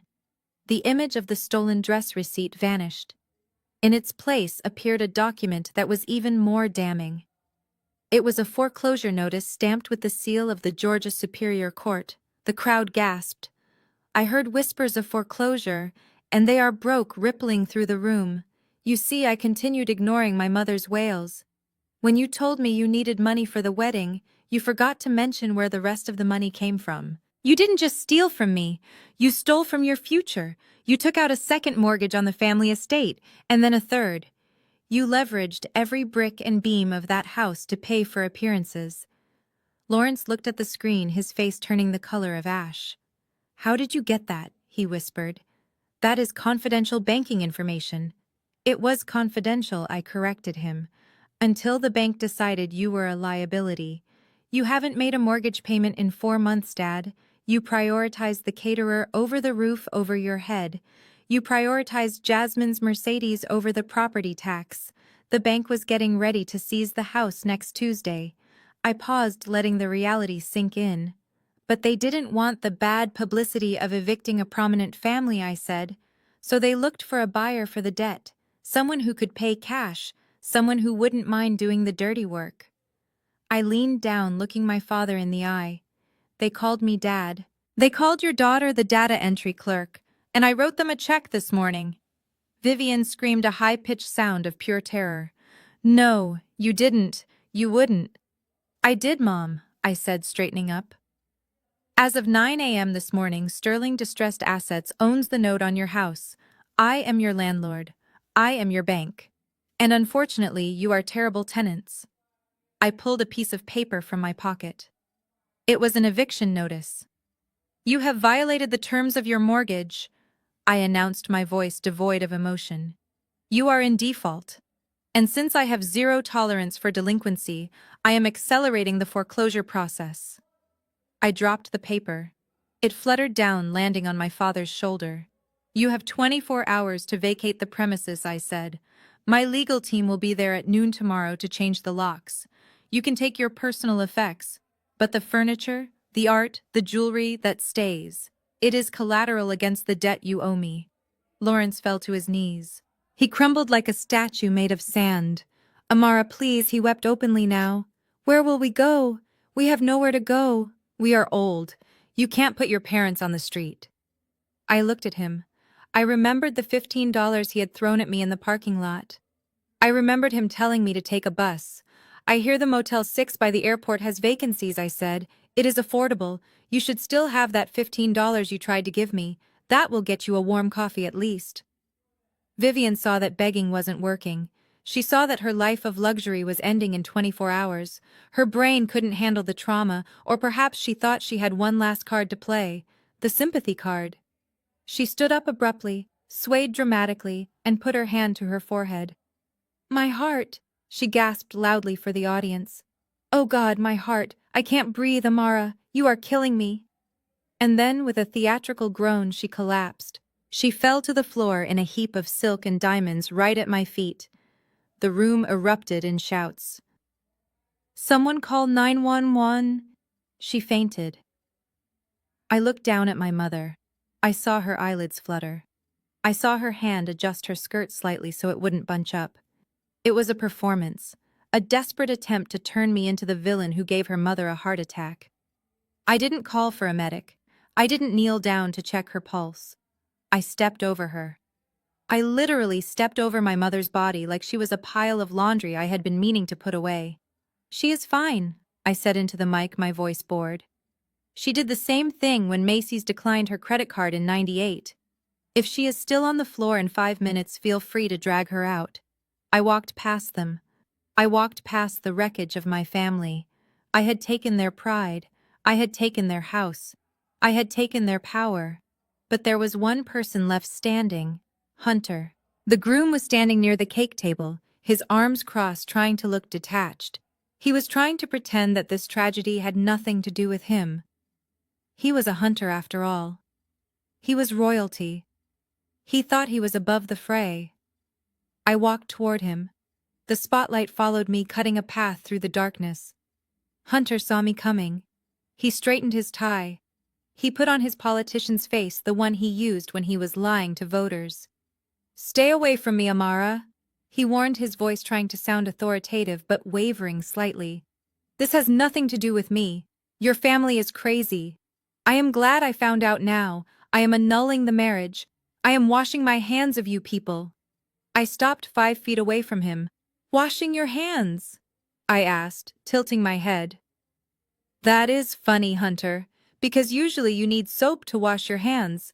And from what I see, you can't even afford water." Hunter laughed, a nervous, incredulous laugh.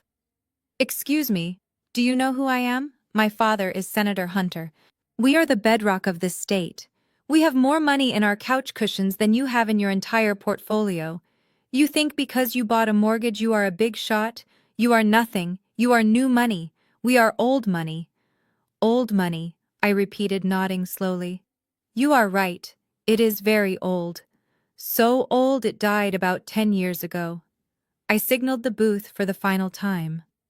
The screen flashed. A new document appeared. But this wasn't a deed or a bank statement. It was a trading terminal view. A Bloomberg terminal screen showing a stock ticker plummeting in real time. It was a red line going straight down like a cliff. Hunter turned to look at the screen. He squinted. "What is that?" he asked. "That is Hunter Holdings," I said. "Your father's private equity firm, the firm that holds all your family's wealth, the firm that funds your lifestyle, your cars, and this wedding." Hunter scoffed. "So stocks go down, they go up. It is the market." "Not this time," I said. "You see, Hunter, for the last 6 months, the SEC has been investigating your father for money laundering and tax evasion. It was a sealed investigation. Nobody knew." Hunter went pale. "How do you know that?" he whispered. "Because I am the one who tipped them off," I said simply. The room went deadly silent. Even the people who were whispering stopped. This was not just family drama anymore. This was federal. "I found the discrepancies when I was doing due diligence on your family," I explained. "I wanted to see who my sister was marrying. And I found a shell game, Ponzi schemes, offshore accounts. It was sloppy, Hunter. Very sloppy." I took a step closer. "But that is not the best part," I said. "The best part is the bonds. Your father issued corporate bonds to cover his losses, high-yield junk bonds. Nobody wanted to touch them. They were toxic. Except me." I smiled. It was the smile of a predator who had finally cornered its prey. "My firm bought 100% of your family's debt, Hunter. We own every single bond. And do you know what happens when a company gets investigated for fraud? It triggers a clause in the bond agreement. An immediate repayment clause." Hunter looked at his phone. It was buzzing. He stared at the screen. It was his father. "Answer it," I said. "Put it on speaker." Hunter didn't want to, but his hands were shaking so bad he hit the button automatically. "Hunter," his father's voice screamed through the phone, sobbing and hysterical. "It is over. They are here. The FBI is here. They are seizing everything. The accounts are frozen. We have nothing, son. Don't sign anything. We have nothing. The call cut off. Hunter dropped the phone. It clattered on the floor next to my mother, who was still pretending to be unconscious, but had definitely flinched at the news. I looked at Hunter. The golden boy. The prince. He looked like a child who had lost his mother in a supermarket. You said I was nothing. I said softly. You said I was a beggar. I gestured to the screen where the stock price had hit 0. I am the one who just foreclosed on your dynasty, Hunter. You are not a rich man anymore. You are the son of a felon. You have no trust fund. You have no assets. You don't even have a job because your job was working for your daddy. Hunter fell back against the cake table. His hand knocked over the 5-tier wedding cake. It crashed to the floor, a spectacular mess of fondant and sugar, creating a barrier of debris between us. It is fitting, I said, looking at the ruined cake. I looked at him, and then I looked at the kitchen door, where Jasmine was hiding. You and Jasmine are perfect for each other, I said. You are both frauds, you are both broke, and you both thought you were better than me. I turned to the crowd. The show is over, I announced. I walked toward the exit. I didn't look back. I didn't need to. I could hear the sound of Hunter sobbing. I could hear my father begging the security guards. I walked out of the ballroom and into the cool night air. The valet was waiting. He wasn't standing by my Honda. He was standing by a sleek black Bentley that my assistant had just pulled around. I handed the valet a $100 bill. Keep the Honda, I said. I don't need it anymore. I got into the back seat of the Bentley. As the car pulled away, I watched the lights of the Preston Hills Country Club fade in the rearview mirror. It was my club now. My property. They had called me a beggar. I checked my bank account balance on my phone. The numbers were astronomical. I closed my eyes and finally, for the first time in years, I slept. The ballroom had transformed into a gladiator arena of misery. The air was no longer filled with the scent of roses and expensive perfume, but with the acrid smell of fear and the copper tang of betrayal. I stood near the exit watching the fallout of my revelation ripple through the room like a shockwave. The Hunter family, who just minutes ago had been looking down their noses at us from the summit of their moral high ground, were now tearing at each other like starving dogs. Senator Hunter, the patriarch who had shaken my father's hand with a politician's practiced warmth, was now purple with rage. He was screaming into his phone, trying to reach lawyers who were likely already shredding documents. But when that failed, he turned his fury on the nearest target. My parents. You did this, the senator roared, pointing a trembling finger at Lawrence and Vivian. You brought this curse into our lives. We were fine until we met you people. You are bad luck. You are a plague. Vivian, who had miraculously recovered from her fainting spell when the stock market crashed, was trying to grab Mrs. Hunter's hand. Eleanor, please. She sobbed, mascara running down her face in black rivulets. We didn't know. We are victims, too. Amara is mentally unstable. She is doing this to hurt us. Mrs. Hunter slapped my mother's hand away with a force that made her diamond bracelets jingle. Don't touch me, you fraud. Eleanor spat, her voice losing all its cultivated refinement. You are nothing but grifters. You tricked us. You wanted to marry your trashy daughter into our family to pay off your debts. You knew we were vulnerable and you preyed on us. You are not a socialite, Vivian. You are a parasite. The accusation was rich, coming from a woman whose fortune was built on Ponzi schemes, but self-awareness was not a commodity present in this room. In the center of the chaos stood Jasmine and Hunter, the bride and groom, the symbols of this unholy union. Jasmine was shivering in her oversized gray busboy uniform, her hair a mess, her face blotchy from crying. She looked at Hunter with desperate eyes. She still thought there was a way out. She still thought that if she just loved him enough or manipulated him enough, she could fix this. Hunter, she whimpered, reaching out to touch his arm. Baby, look at me. It doesn't matter. The money doesn't matter. We love each other. We can start over. My sister is crazy, but we don't need her. We can build our own life. Hunter looked at her. He looked at the grease stains on her uniform. He looked at her bare feet standing amidst the wreckage of the wedding cake. And then he looked at me, standing cool and untouched in the distance. His brain cracked. The pressure of losing his inheritance, his status, and his future, all in under 5 minutes, was too much. He needed a scapegoat. And he decided that Jasmine was not a victim of my revenge, but a co-conspirator. You think I am stupid? Hunter yelled, his voice breaking. You think I don't see what this is? What are you talking about? Jasmine cried. This was a setup, Hunter screamed. You and your sister. You planned this. Good cop, bad cop. You get me to the altar, you get me to sign the marriage license, and then she bankrupts my father so you can divorce me and take half of whatever is left.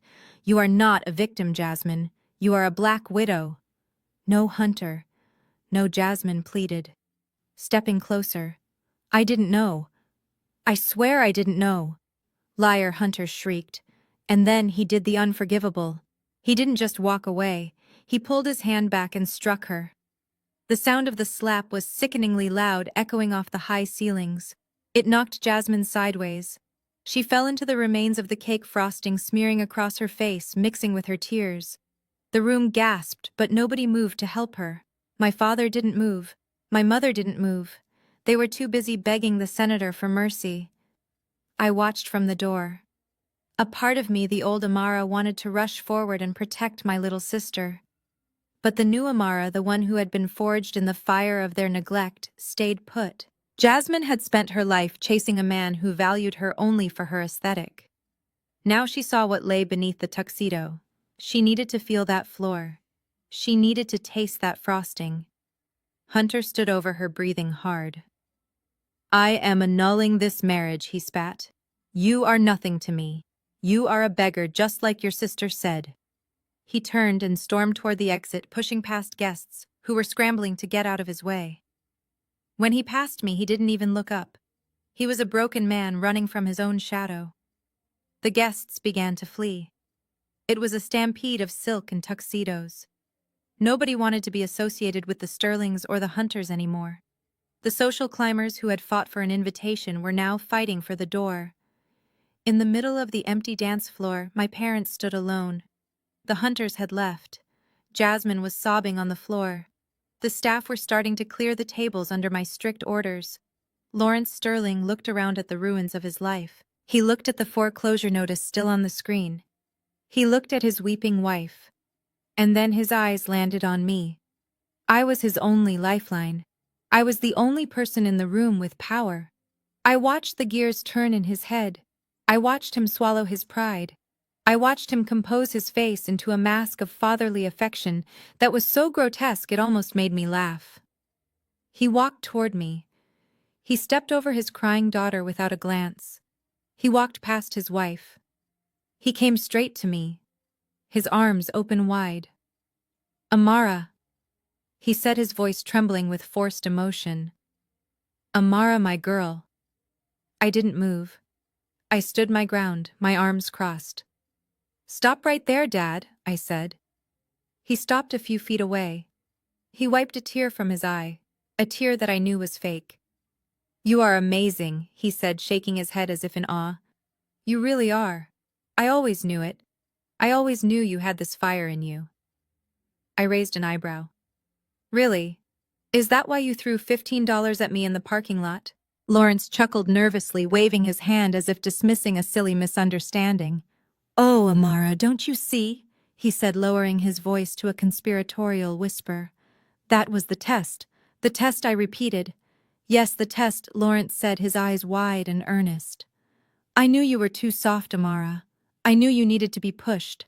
I knew that if I coddled you like I coddled Jasmine, you would never reach your full potential. I had to be hard on you. I had to make you angry, because I knew that anger would drive you to succeed. He took a step closer, reaching for my hand. And look at you, he said, gesturing to my suit. You are a CEO. You own buildings. You own debt. You are a shark, Amara, just like me. I did this. I made you who you are. The foreclosure, the stolen identity, it was all just motivation. I was playing the villain so you could become the hero. It was the most breathtaking display of narcissism I had ever witnessed.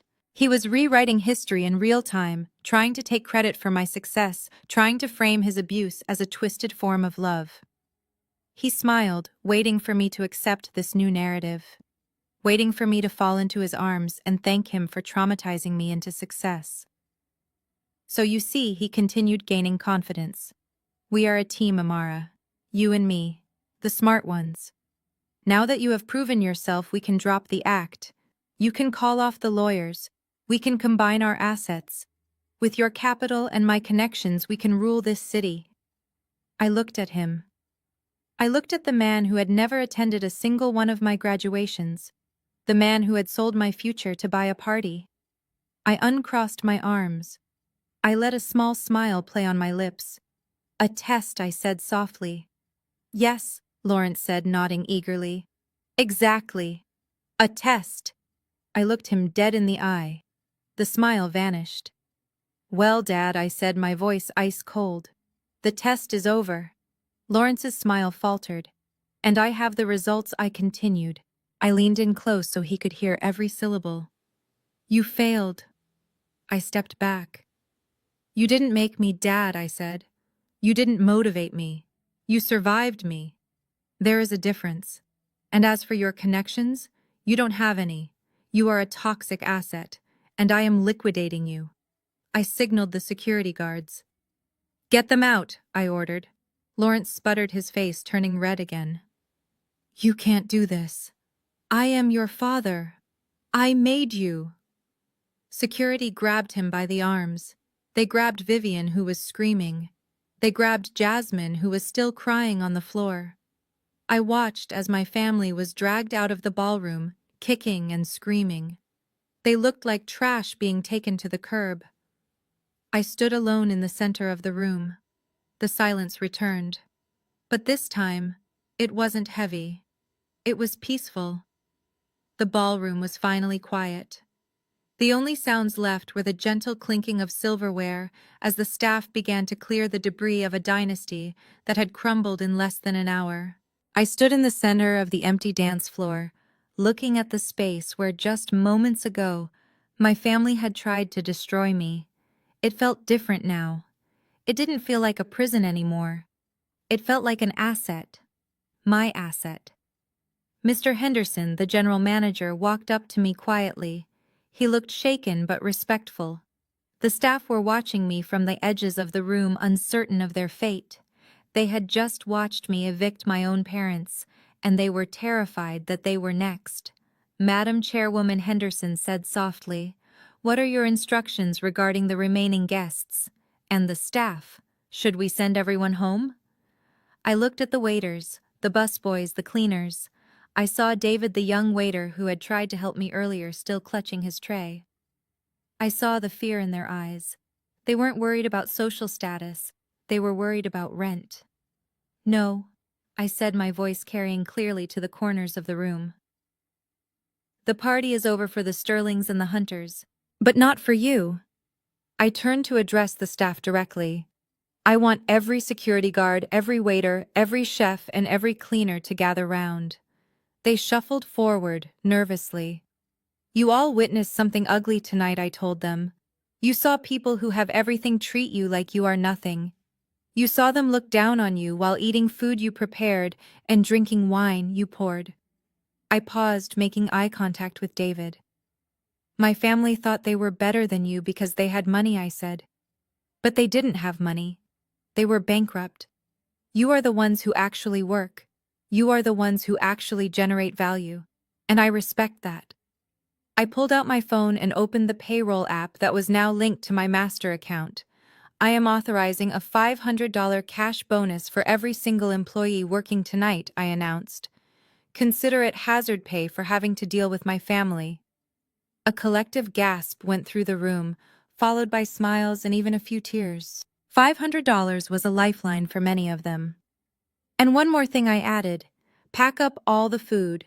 The lobster, the steak, the untouched desserts. Take it all home to your families. Don't throw a single ounce of it away. If the Sterlings can't pay for it, they certainly aren't going to eat it. But you will. Thank you, ma'am. David said, his voice thick with emotion. Thank you so much. I nodded. Clean up the hall, lock the doors, and if any of them try to come back inside, call the police immediately. This is private property. I turned and walked toward the grand entrance.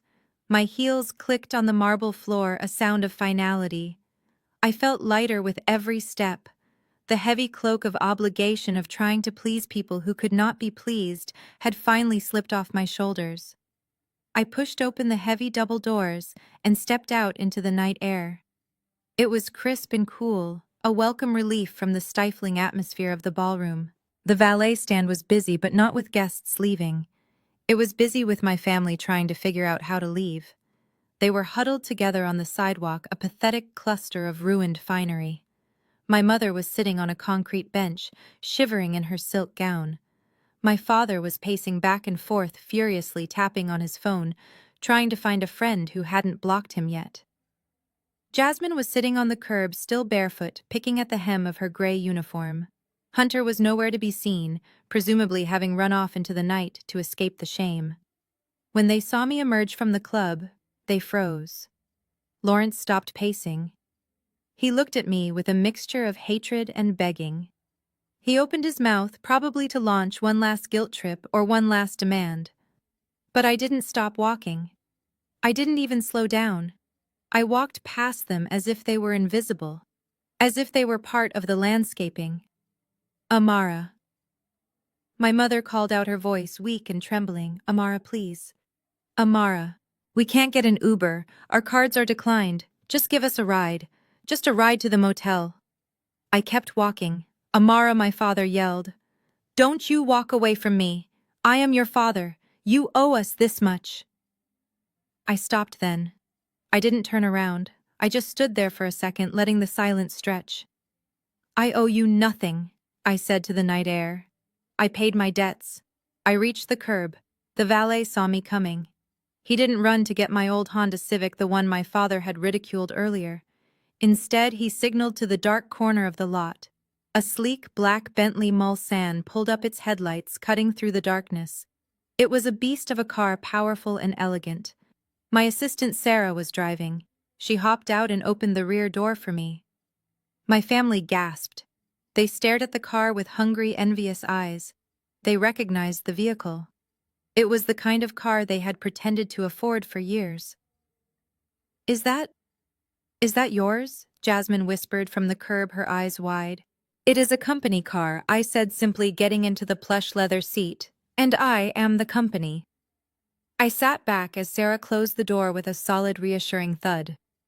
The soundproofing cut off my father's yelling instantly. Inside it was quiet. It smelled of expensive leather and peace. Drive, I said. As the car pulled away, I looked out the tinted window. I watched the scene recede into the distance. I saw my father arguing with a taxi driver who was refusing to take them without cash up front. I saw my mother crying into her hands. I saw Jasmine sitting alone in the dirt. They looked small. They looked like strangers. I reached into my pocket and pulled out my phone. I opened my contacts list. I found the group chat labeled Sterling Family, the chat where they had planned parties without me, the chat where they had made fun of my clothes, the chat where they had plotted to steal my future. I didn't send a goodbye message. I didn't write a long explanation. I simply pressed block. Then I went to each individual contact. Lawrence, Vivian, Jasmine, block, block, block. One by one, I erased them from my digital life, just as I had erased them from my physical one. I put the phone down and looked ahead at the road. The city lights of Atlanta were twinkling in the distance. I had a meeting on Monday to discuss the redevelopment of the country club. I had a portfolio to manage. I had a life to live, a life that was entirely mine. They had called me a beggar. They had mocked my thriftiness. They had mistaken my silence for weakness and my patience for submission. But as the Bentley accelerated onto the highway, leaving the past in the rearview mirror, I realized the truth. I wasn't the beggar. I never was. I was the bill collector. And tonight the account was finally settled, closed, zero balance. I closed my eyes and let the hum of the engine lull me into a state of profound relaxation. For the first time in 32 years, I wasn't waiting for the other shoe to drop. I wasn't waiting for the criticism. I wasn't waiting for the betrayal. I was free, and that was worth every single penny. This story reminds us that true worth is never defined by the opinions of others, even when those opinions come from the people who raised us. For years, Amara allowed her family to mistake her silence for weakness and her kindness for foolishness. But her journey teaches us a powerful truth: the most expensive thing you can ever pay is the price of your own dignity. Breaking free from toxic family dynamics isn't an act of betrayal. It is an act of survival. We learn that while you cannot choose your blood relatives, you can always choose your peace, your boundaries, and your freedom. If you have ever had to stand alone to stand up for yourself, hit that like button and subscribe to the channel. Share this story with someone who needs to be reminded that being the black sheep often just means you are the only one telling the truth.